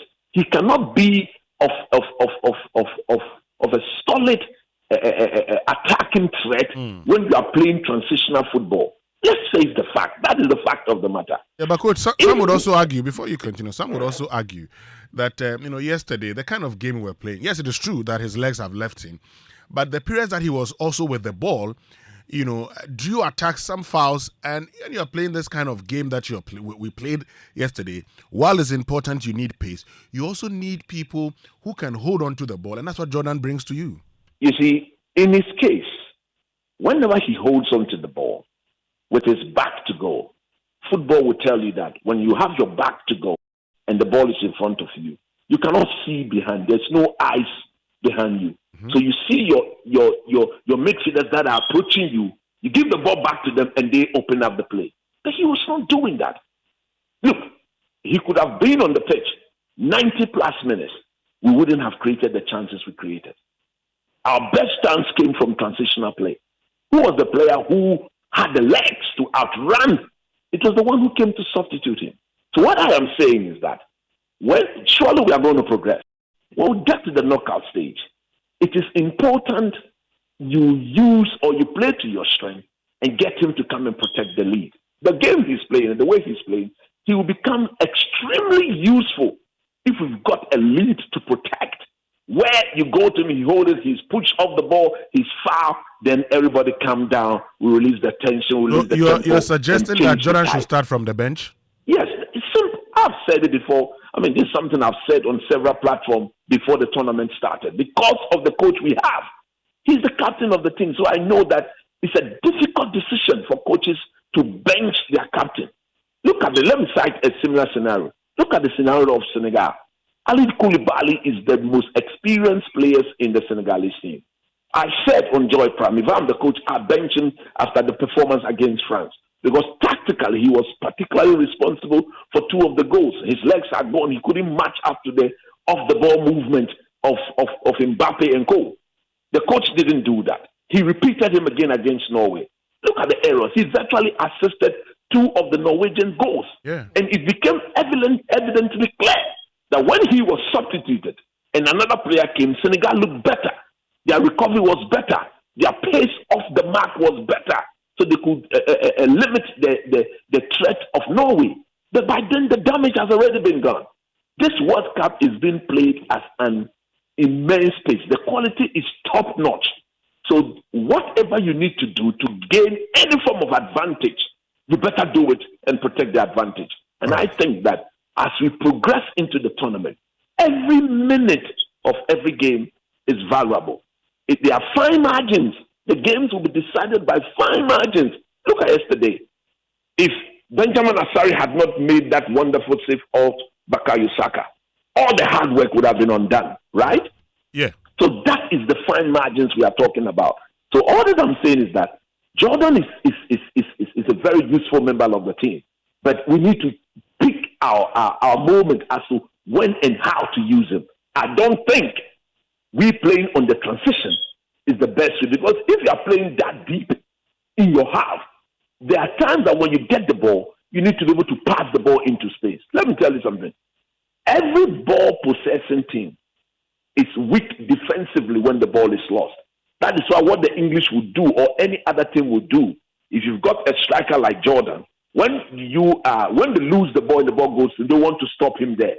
So what I'm saying is that if we have a pacey player, you don't give the ball to him directly. You put the ball into space. On the mark, get set, and let's go. And let's see who's got or who's fastest to win the race. So therefore, the team did very well, but we need to be looking to the picture. Because look, if you don't score goals, you don't win football games, right? Exactly. Sure. So we have seen in the two goals we have scored under this coach, against Wales and against Panama, both goals were transitional goals. And look at them both. They all happened when Jordan was not on the pitch, right? Coach Nimley, thank you very much for joining us this morning. We're very grateful to you. That's Coach Christopher Nimley. Okay, we're playing transition football. So, Muftau, I give you the final 30 seconds. Well, Christopher Nimley has said everything. hunger, commitment, desire, nothing must change in that game against Croatia. If Ghana wants to finish first or second in that group, they really need to go all out in that game against Croatia. But they have to be very, very disciplined. That's what matters. If you don't score goals, you don't win matches. And Ghana must score against Croatia. Okay. Well, thank you very much, Muftar Nabila. If you don't score goals, you don't win matches. We have to score the goals. Christopher Nimley says Jordan has no play in the starting lineup. He should come from the bench. Transition team. Yes, of a transition team like ours. Stay with us. Now, when we return after these messages here on the Super Morning Show on Joy 99.7 FM, our focus is on agriculture. And we're looking at the tools, inputs, and machinery for the attainment of sovereignty. Stay with us. We'll be right back after these. When a week. To anybody who is listening, there are countless communities across the country where illegal mining is being allowed along the various water bodies. Illegal mining is being allowed for people to redirect streams and rivers. When you go to Awudia, the entire Ankobra along that stretch is blocked totally for mining purposes. Previous governments sat aloof and watched their own citizens create problems that has caused a whole town to be submerged and facing difficulties. If we continue to allow people along the Ankobra, people along the Bia River in Sefrijaboso, where similar things are happening, people along the Ofin, the Bremu in the eastern region, and others to continue, then we are in for more devastating floods to hit the country. A stitch in time saves 9. Reporting for Joy News, Erastus Asaredonko, Kumasi. Sabe, onwani nua bema, ene ne bodyguards abonituo. Nshranka nyamesafo, ene ni Nyankopon din se. Etuo ni bi anka no anka sabre ka yahwira dwoa. Anka Ghana anka yansan antia sempa biem. Me hu ne se esese atemuafo ene sabe Ghana a police for omo hwa asem wei na omo di yie eto yie. Me hu se yama omo be na mesre se yama pepepe ye enye adwuma e wo man Ghana mu sansen asem na ye ka no e yo wu asem bulletin kwa 48 sabe anka adwo anka wakum ni pampo ana wakowi obi ade a anka odasani mbunkoto dwengeji se otiniti ana obonituo akuno Ghana ehifa na yekoi mesre mpanyimfo police mpanyimfo ya papa GP ani court mpanyimfo sasem we na da ho no moma ye pepepe ye ne nokredie emrem sesei samuma omube na ye nam hokra esuro wo ye mu sanse onipa wa na dwen se obedi bone no asase ye hwesa nipa ni ye ya besre empanyifo ya papa apostle Kojo safo onye nipa bi akeke o onye nipa hunu bi keke papa no oye nyame a osane ba asase so ya pesa na chibe ye basa abusua nyina na ya twen se anka da bi beba na ye bepa ye papa kurabre na afei yakobie sabene nsamanse krata so na ya hwani a papa no etwere oye ana okato ho na ya de eno aye adwuma sa ye Kwadwo ana papa twere se anka obesi nanan a anka asamuka anka ye nyina ya de odo akomapa ebeta ye nua be ma na chi ama na tsena konwa so na wadi papa de na waye papa adwuma sadia oja hokoye nanso yenya papa korabre adan ana nipa pre ne ho na wafa ono ane kwan so na waye nia ewo se oye a enfata kwan na enya nia papa ka to ho anka moto mobu a na anka bebua pa na ya pre ya ho dodo ya pentam dodo ya kasa ya ma ya ho kwan say ya be sorry atena konwa so na wiase wo hoi me yo hima sa wan to bo to sa wa uso ho hina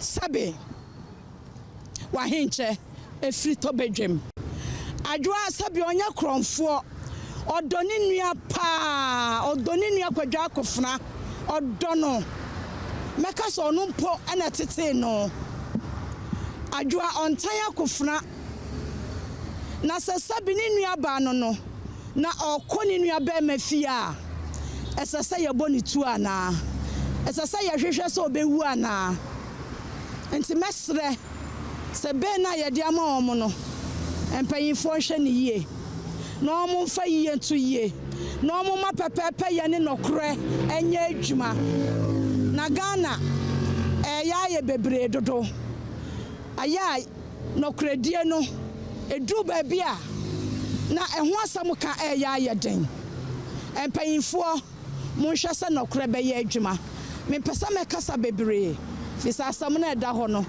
yansunu mu te ba bia ona boda no eyempa ye na ye bo wepra 7 FM. But you know, if you missed the World Cup, you don't have to miss the Commonwealth Games. Because from the 21st of July to the 4th of August 2026, Josh Travels is organizing an exclusive travel package to Glasgow, UK for the Commonwealth Games, and you can be there live. The package includes return flights, accommodation, visa assistance, city tours, and dedicated travel support. Travel with fellow professionals, executives, and business leaders. Experience world-class sporting action, build valuable networks, and explore some of the UK's most iconic attractions all in one unforgettable trip. Josh Travels is accredited by the Ghana Olympic Committee for the Commonwealth Games 2026 travels. Call or WhatsApp Josh Travels now on 0596 609050, 0596 609050, and then 0594 049929, 0594 049929 to receive the full itinerary, travel details, package details, and flexible payment plan. Only 50 seats are available. Once they're gone, they're gone. Josh Travels, let's connect your world. But look, Ghana football fans, the biggest football show on earth is here, and Electroland Ghana is making sure you don't miss a single moment. Here's the winning deal: buy any 50-inch or bigger Samsung, TCL, or NASCO Smart TV, and you'll get a free DSTV decoder plus 1 month free subscription. Yes, free decoder, free subscription, and the FIFA World Cup live in stunning picture quality right in your living room. And that's not all. Enjoy fantastic discounts and a free Zappa decoder to complete your home entertainment package. So whether you're backing the Black Stars, Brazil, Argentina, England, or your favorite team, make sure you're match day ready. Hurry to any Electroland showroom nationwide or your nearest authorized dealer today. Promo valid while stock lasts.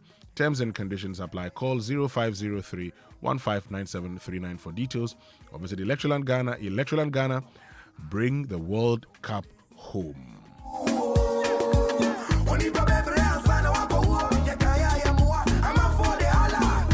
And we're getting into our Agribusiness Month conversation, and Kojo Akoto Boateng is with Dominic Donko, who's the managing partner for Agro Monti. Kojo.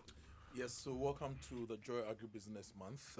This is in partnership with FAGE, the Federation of Associations of Ghanaian Exporters, and it's sponsored by the Ghana Commodities Exchange and Agro Monti Company Limited. And today we have the managing partner for Agro Monti Company Limited with us. Dominic Donko is an experienced agribusiness specialist, and he joins us to have a very, very important conversation.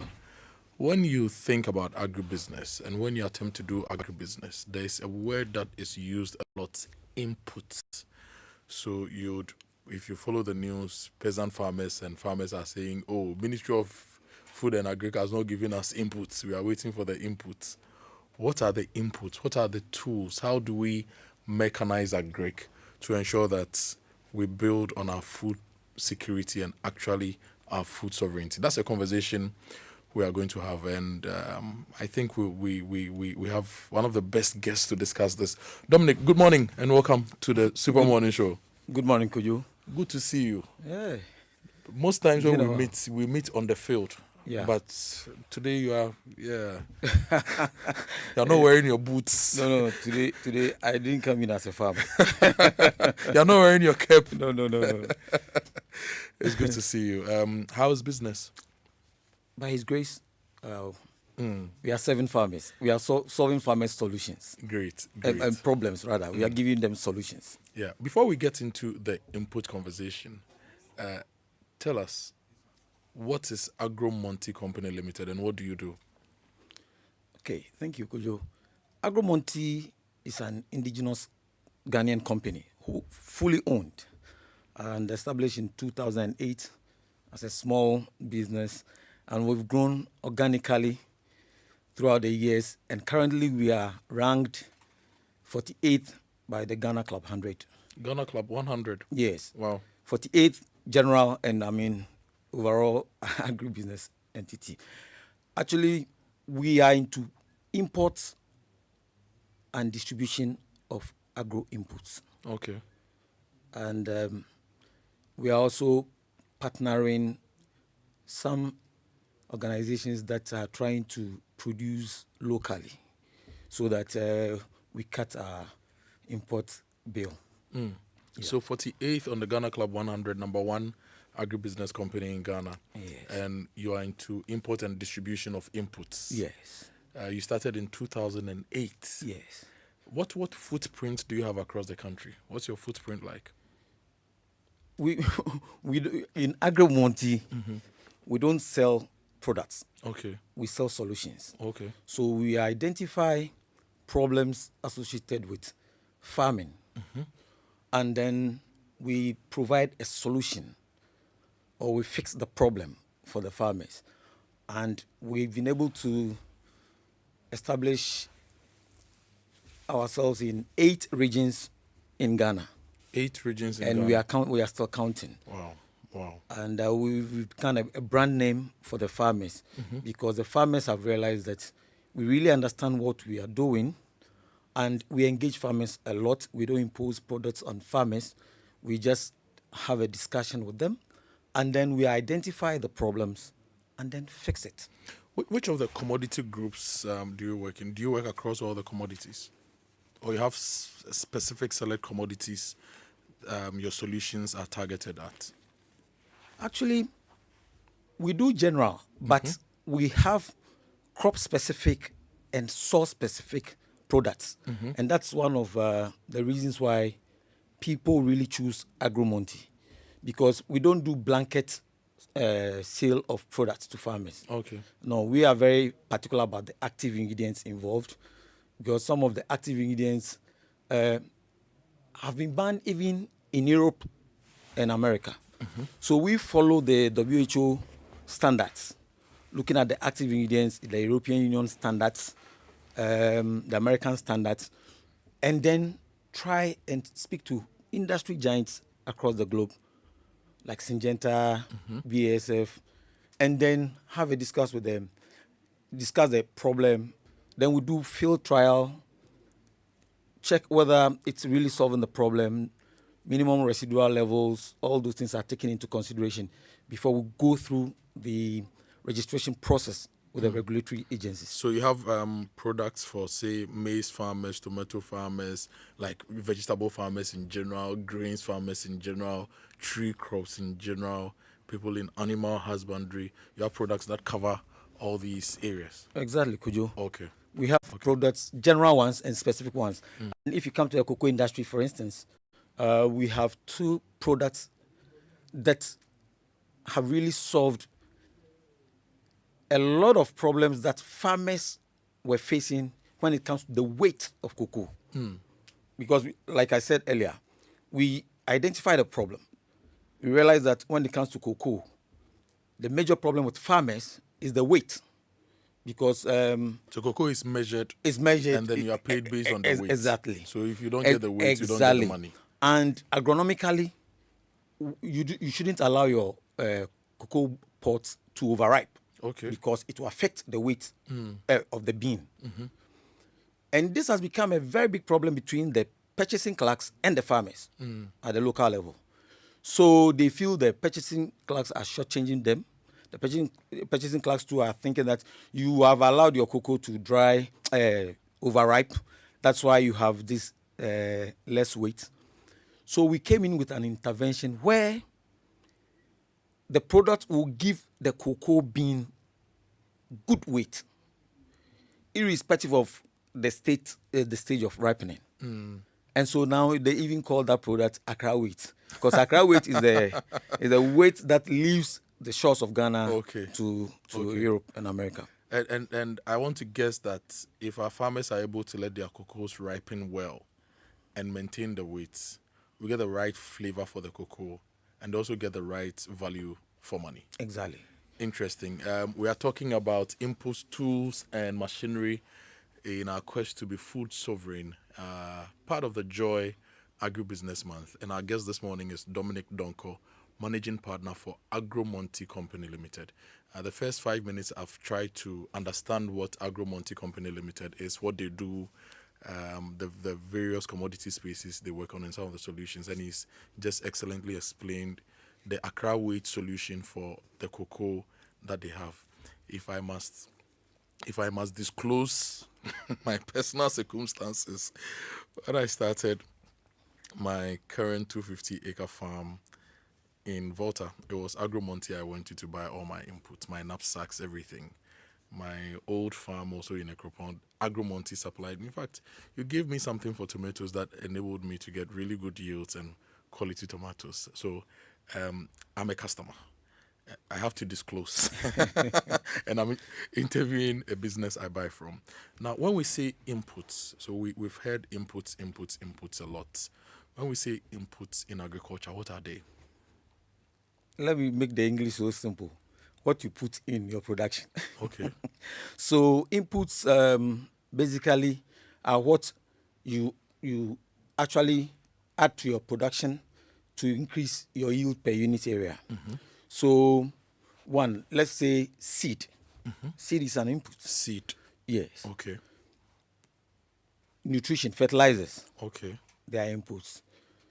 Crop protection products, like the insecticides, fungicides, all the sides you can think of in the agribusiness value chain. Yes, they are inputs. Mm-hmm. Even tractor is an input. Tractor is an input. Yes. Okay. It's only land that we will not call it an input, but something that you are buying to enhance your production. It's an input. So everything that goes into the production process, can I add diesel to it?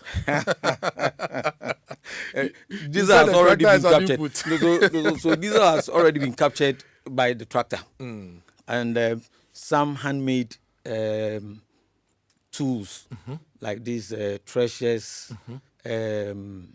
shellers, planters, and I mean not the commercial planters, the manual ones, and the fertilizer applicators, spraying machine, Wellington boots, overalls, those PPEs. They are, once you are using it as part of your production regime, it means that they are inputs. Where do we get these inputs from? Basically, these inputs are imported. It's very few that you can find being produced locally. And that is where the problem is, because we don't have sovereignty over them. And Kojo, that makes this discussion very important, because if you look at seed, for instance, agriculture or farming is timing. If you miss the window, you've missed everything.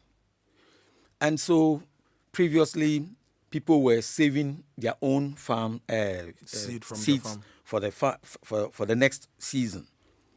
Now, most of the local seeds are becoming extinct because there's this notion that the yields are low. Fine. But CSIR, they have a lot of improved certified seeds. Other seed growers, certified seed growers, have these OPVs. You look at Legacy Square. Dr. Imot Azino. Exactly. Yeah. He has even gone further to have hybrids. But I can say more than 90% of the seeds we are using are imported. And could you imagine you are preparing your land for planting, and the importer has not brought in his seed, and you are doing rain-fed agriculture. Or Iran-Israel war. Or, these external shocks. Yeah. And then prices go high, even if it is available. So availability becomes a problem. It becomes a headache. However, these are the big people who control the market. But we have a lot. So I would love that we have sovereignty over things like seed, where we have our seed bank, and then we can always multiply the seeds locally. Even if it's a foreign company, it must establish the production here. So that one, it will create jobs for our youth. Secondly, it will be readily available for use when the season is on. How big is the seed industry? Well, the seed industry... Is it $100 million industry? Is it a $1 billion industry? How big is the seed industry? In fact, it's a big industry. That is why people prefer importing the seeds rather than to maybe produce the seeds locally. And my worry is the research institutions, the kind of seeds, improved varieties that are available, that are not even known by majority of the farmers. That is the problem, because the private sector person brings the seeds, advertises it, tries to run some farmer field schools with the farmers who are the end users. So once the farmers see how the yield is, they run with it. Why can't we do that? Why can't we do same with the ones that are produced locally? So it's a huge business. That's why a lot of private businessmen are even entering the space. Some are even bringing seeds that are not tropicalized. Okay. So by the time they realize it is not tropicalized, then they lose interest. But before they bring the seeds, don't we have a regulator who must ensure that any seed coming to the country would work for the business and for the farmers? Exactly. Do we have that? We have that. Okay. We have that. You have to pass through the regulatory agencies for you to be able to bring in the seeds. But my question is, which ones did they use for the sampling or trials? I don't know if you understand. Because sometimes the seed finds its way onto the market and you realize that it is not tropicalized. You experience a lot of vegetative growth, no flowering or more flowers, and they all abort. You get it. So I think talking about sovereignty, we should be able to work with the public,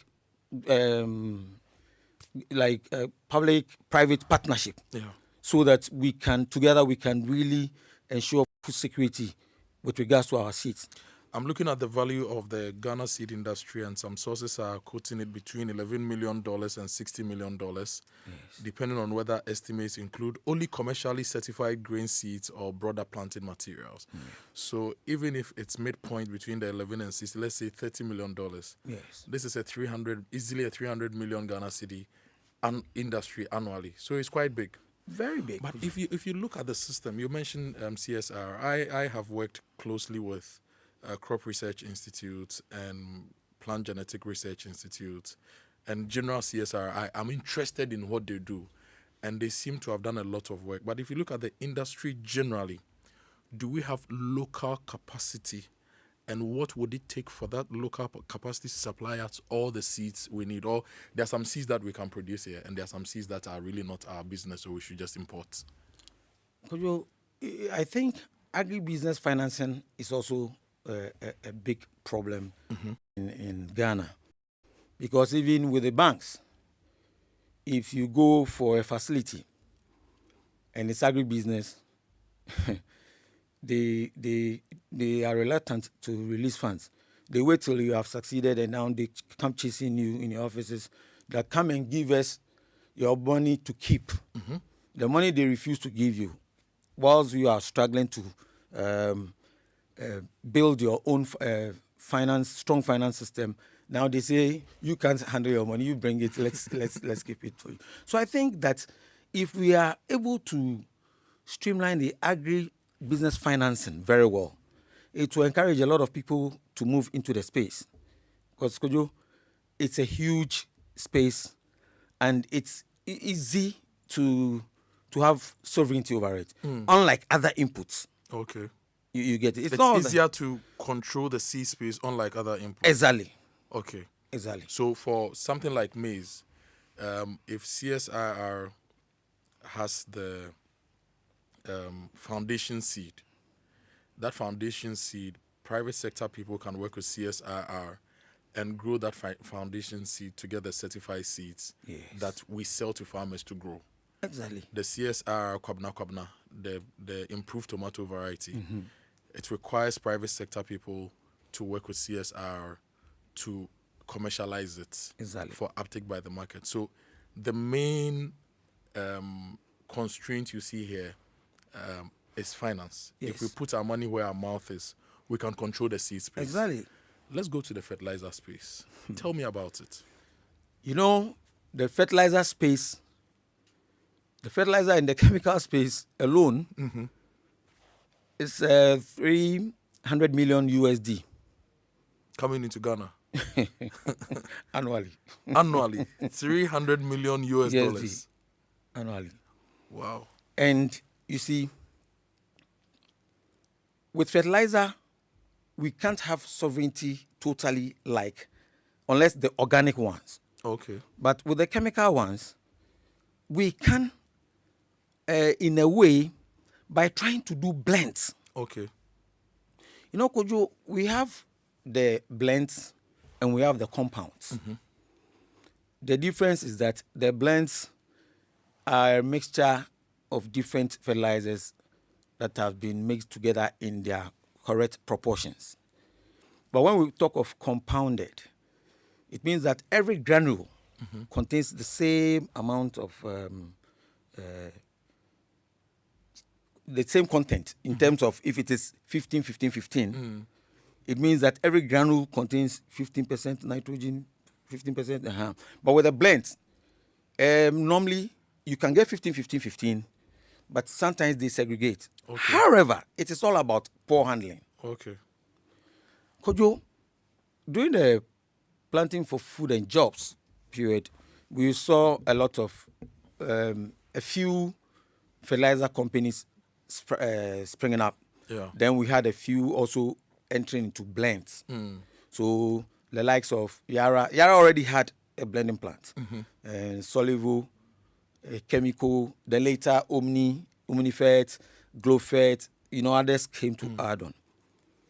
The advantage with those ones are that you are able to produce crop-specific and soil-specific blends. So we have about 5 factories in this country. Yes. That can produce crop-specific blends. Exactly. So if I'm buying shito, for example, there used to be regular shito, but now there is mild shito, there is hot shito. Yes. There is vegetarian shito.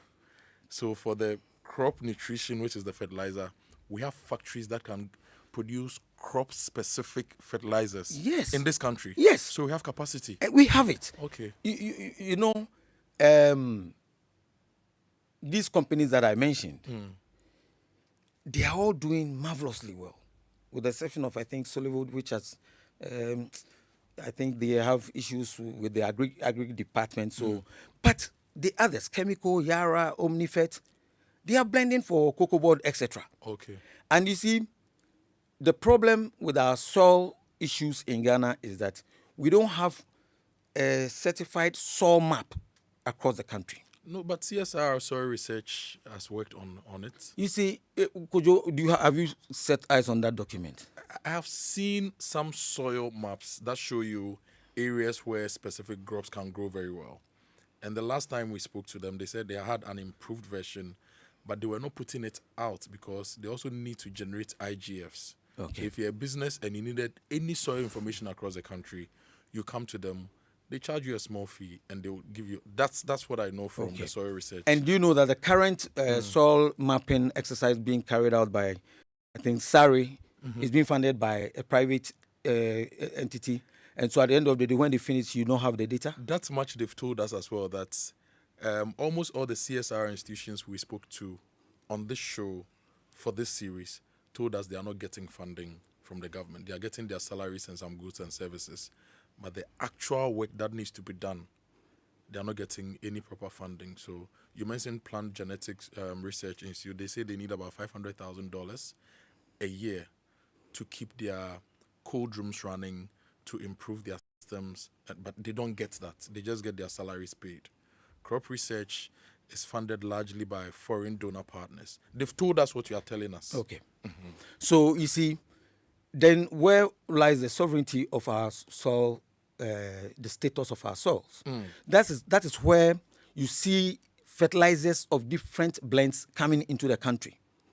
So when it comes to crop production, getting the soil information right is it's like a doctor getting your diagnosis right. Exactly. Then the pharmacist will blend whatever medication they have to give you. Kojo, and we are not funding that. Kojo, we are not funding it. And you said you spoke to them and they told you this. To all of them. Let me tell you something. The Solanacea group, that is tomato, pepper, garden eggs. These are crops that don't need a lot of nitrogen. But we still give them MPK 15, 15, 15. Even if it is 50, 15, 15, that's okay. But we give them 23, 10, 5, 20, 10, 10 with the nitrogen very high. So we are wasting. And sometimes we think that it is a variety. Okay. It is not a variety. If the nitrogen content in the soil is very high, automatically, tomato will have this end rot, all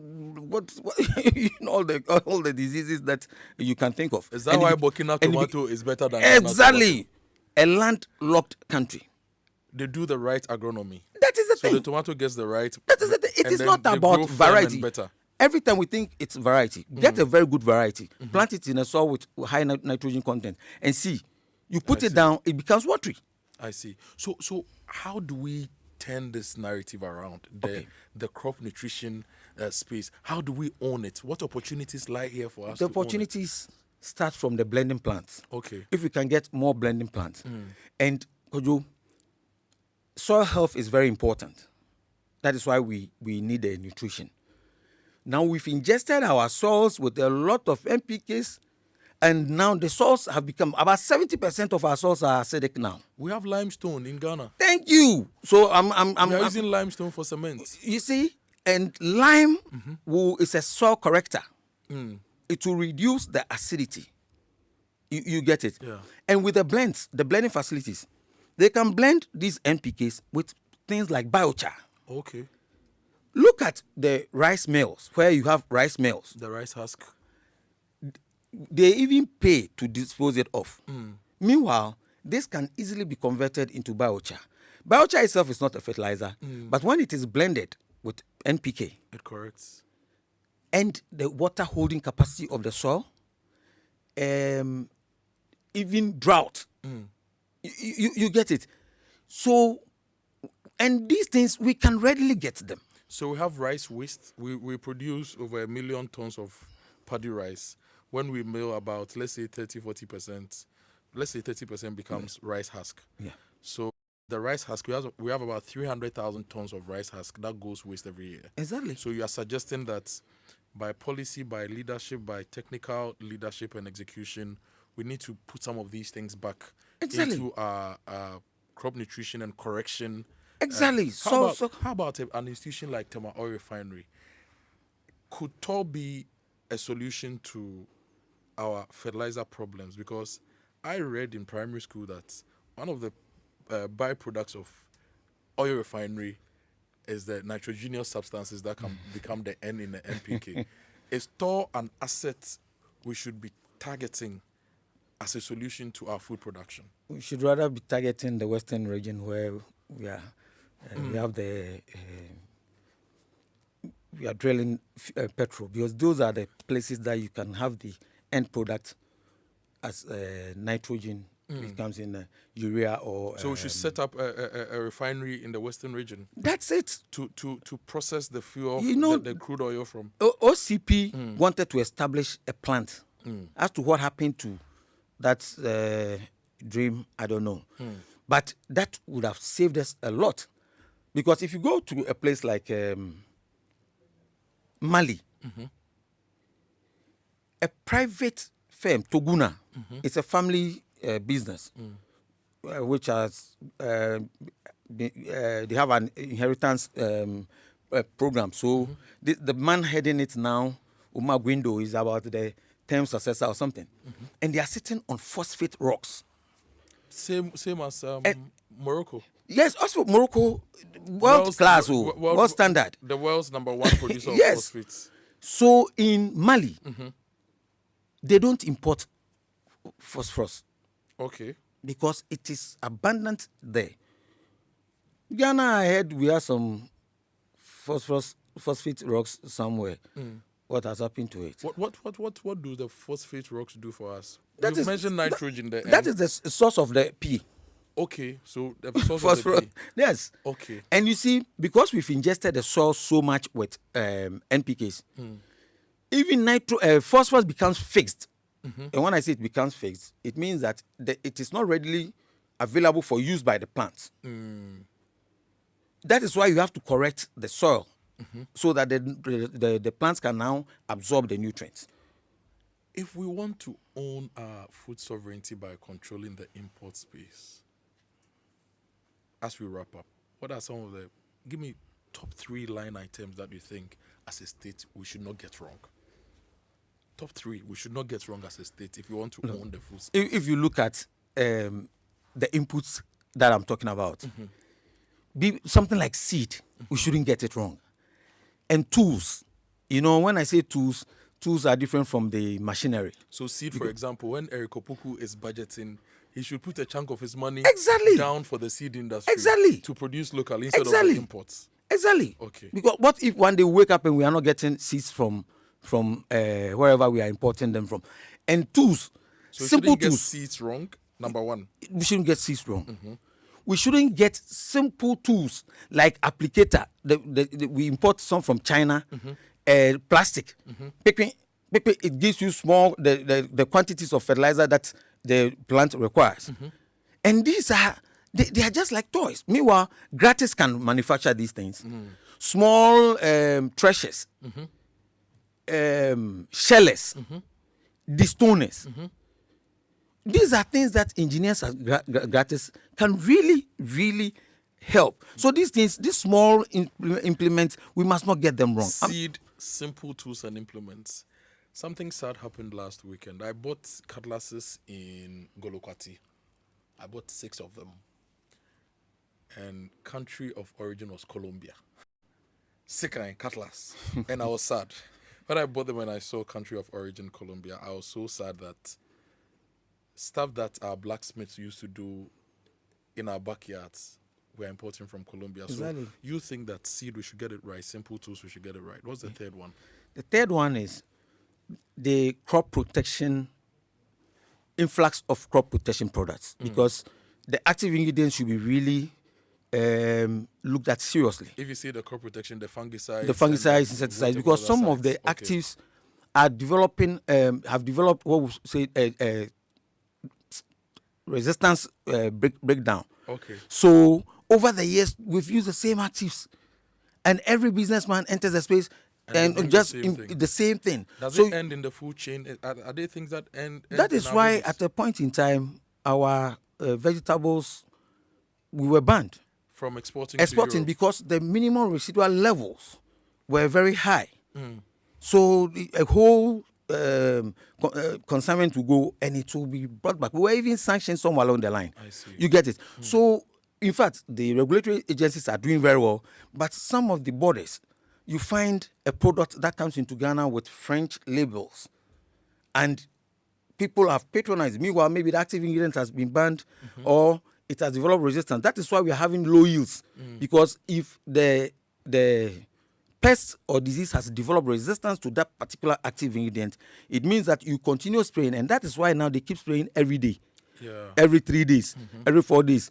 Meanwhile, they are not the load. Exactly. Okay. So the pre-harvesting interval is not really taken into consideration. So we get seed right, we get small machines and implements and tools right, we get the crop protection, which is the insecticides, fungicides, whatever sites right. Yes. And at least would have crossed a certain hurdle and placed ourselves in a great on a great trajectory to growth. Before you go, if there are people listening to us and they want to enter agribusiness, they need technical support services, everything, does Agromonti offer that? And how do they get in touch with you? Kojo, Agromonti, the only thing we don't do is we don't sell tractors. Every aspect of the agribusiness value chain, we are there. And we do a lot of consultancy services. We do some for a fee, and we do some for free, especially our clients. We do that for a lot of farmer groups. We train them. We'll be going to Somanya very soon to meet the mango farmers. We did some in Techiman. And so we keep base with them. Any farmer group that wants to see, they need training from us. Whether they are paying or they are not paying, they should just call. I would put my number. Please put the number 0243 462023. 0243 462023. And when they call, I'll be the same person picking, and we'll continue the discuss. Okay. And they can also go to agromonti.com. Yes. Your website. Exactly. They just Google Agromonti. Yes. They can find you. Dominic, it's been great talking to you. This is a big conversation. For time constraints, we can't exhaust everything, but I hope I get the chance to bring you back so that we expand this conversation a bit more. But thank you for all you do for agribusiness, and thank you also for supporting the Agribusiness Month. Thank you, Kojo. My name is Kojo Akoto Boateng. You heard me talking to Dominic Donko, managing partner of Agromonti Company Limited. Some of us call him Dr. Donko because he knows his stuff. And he joined us to discuss inputs, tools, and machinery in our quest to achieve food sovereignty in Ghana. We are going for a quick break. When we return, the Super Morning Show continues. Stay with us.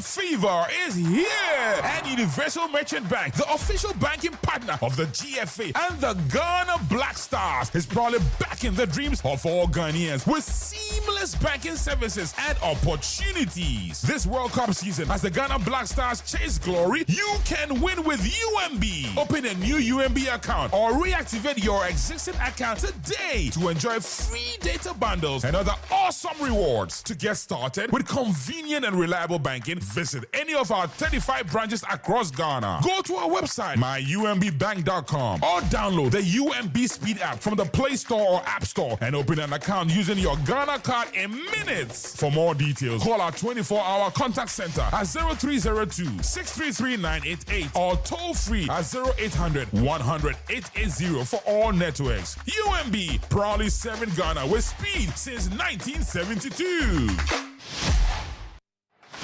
It's World Cup season. Football lovers make I tell you. Electroland Ghana Limited, they bring the stadium come your house. Buy any 50-inch and above Samsung, TCL or NASCO Smart TV and get a free DSTV decoder plus 1 month free subscription. World Cup live at your doorstep.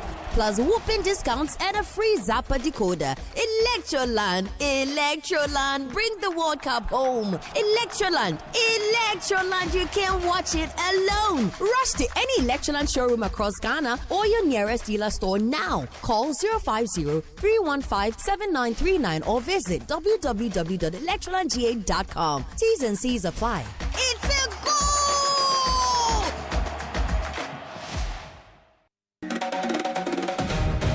His introduction raised eyebrows. You are Josh Weissman? Yes, I am. And he loved the life of crime. And how did you come by such detailed insights of an armed robbery syndicate? I am an armed robber. Hey! Roverman Productions, in partnership with National Theatre, presents an Uncle Wise play, Love and Handcuffs. Mabel, remember the ovulation and action tonight. Hey, David Fifi does you a wicked man. After bringing the police to shoot me, all you are thinking about is sex. I am going away. I'm going to my mother's house. Bye. Shows on the 26th, 27th, and 28th June, and 3rd, 4th, and 5th July at the National Theatre. Rate 300 CDs for single tickets, 500 CDs for couples, and 225 for the loyalty card. Tickets are available via the Rover Cover short code *365 *535#. Joy FM, Waka Now offices, Airport Shell, Tama Community 11 Shell, Dansoman Shell, and Bachona Total. Call 050-554-6010. Sponsors: Koba, Waka Now, Apotheca, and M Notify. Roverman Productions. Be the difference. Every day, the grind goes on. We chase the money. We chase the jobs. But sometimes, everything can wait. Ghana have done it. Ghana heading to the 5th World Cup. And in that moment, nothing else matters. Everything can wait. FIFA World Cup time has so, and all 104 games are live on SuperSport on GoTV from 11th June to 19th July. Reconnect today from as little as 98 Ghana cedis per GoTV. Love it.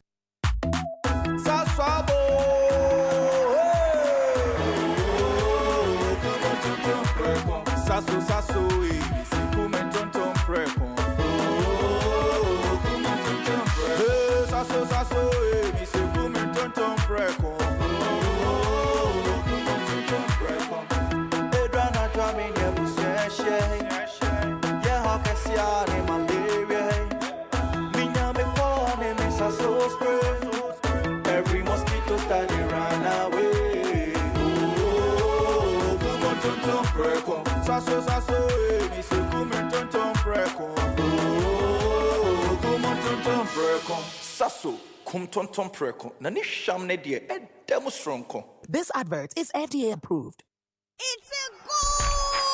The World Cup football fever is here, and Electroland Ghana Limited is bringing the excitement of the stadium right into your home with unbeatable soccer promotion. Experience every goal and celebration in clarity, just like you're live at the stadium with discounts on Samsung, TCL, and NASCO Smart TVs. Make every match day perfect for your football watch parties with powerful air conditioners and air coolers, top and bottom mount chest and display fridges, gas cooker, washing machines, microwaves, small kitchen appliances, and more. This is the biggest football promo of the year. Rush to our showrooms and authorized dealer shops or call 050-315-9739. Electroland, bringing the stadium home.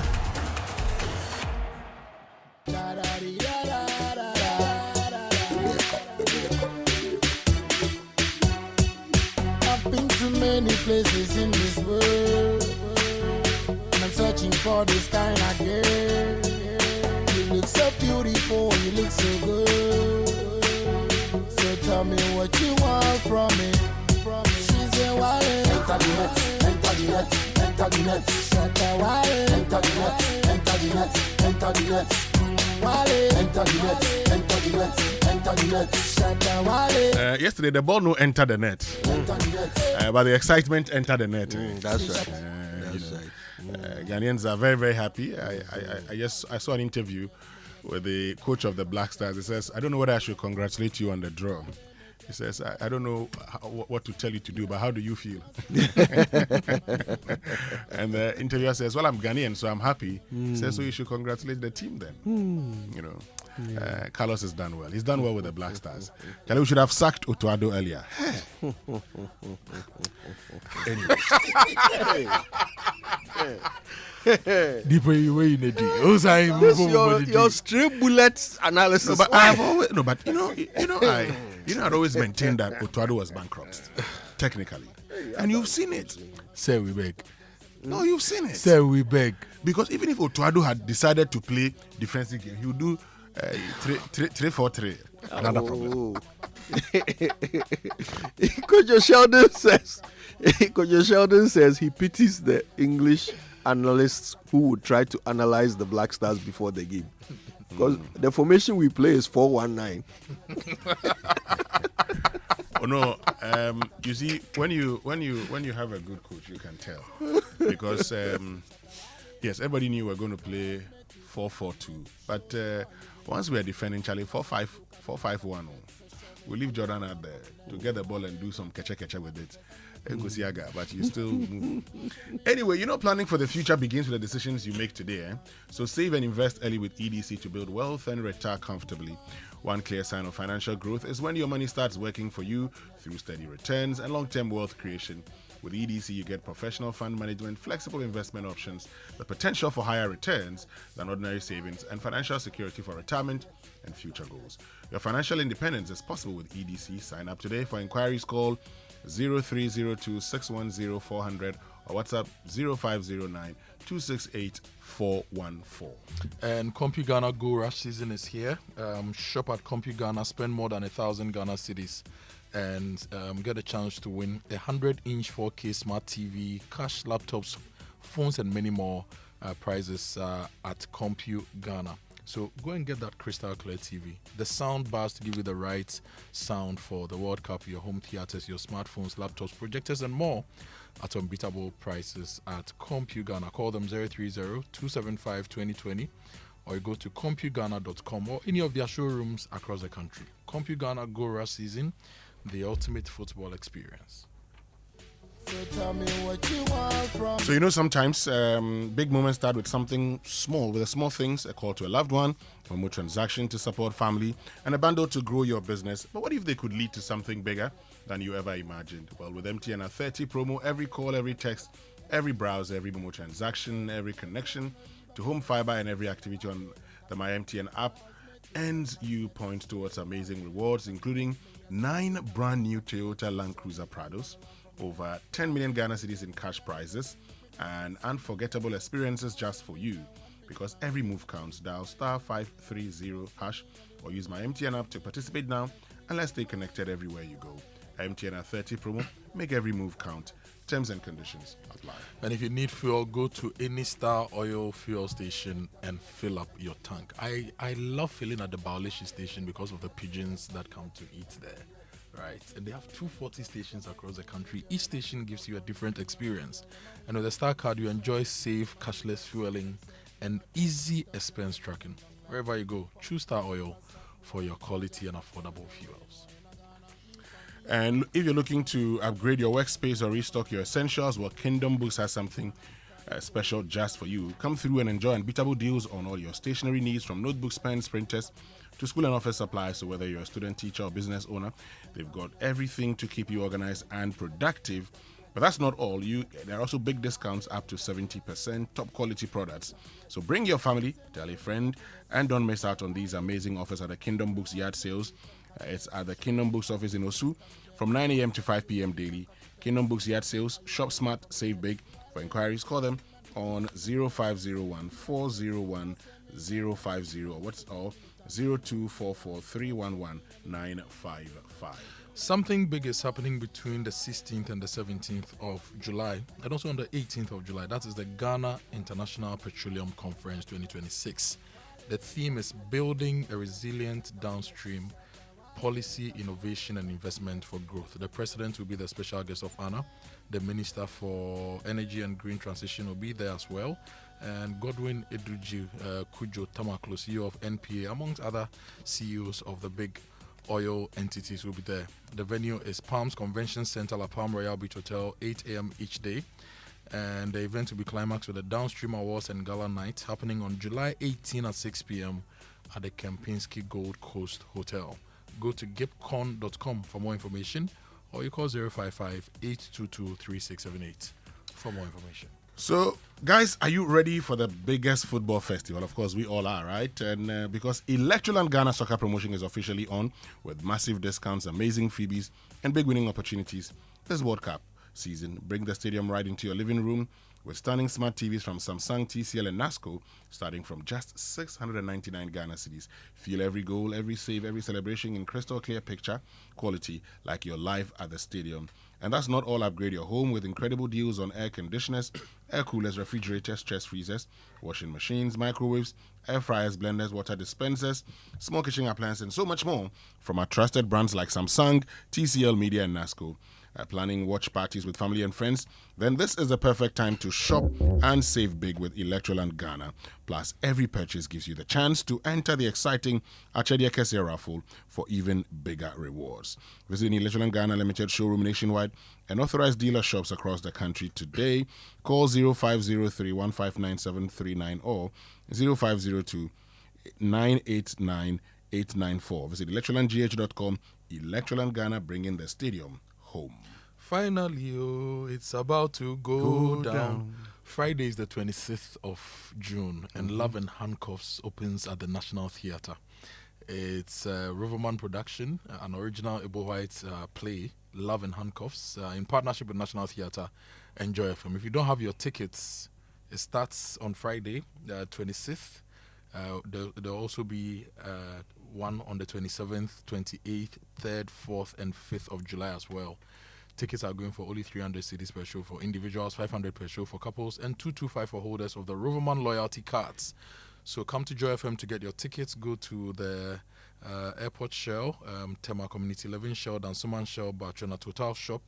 You can also buy your tickets on the Koba app by using the short code *365 *535# or the Rover app, or you go to Wakana offices on the Boundary Road in East Legon and also in American House. If you want to buy more tickets, large orders, call 050-554-6010. Sponsors: Wakana, Apotica, Koba, communications partners, M-Notify and Logistics Movers.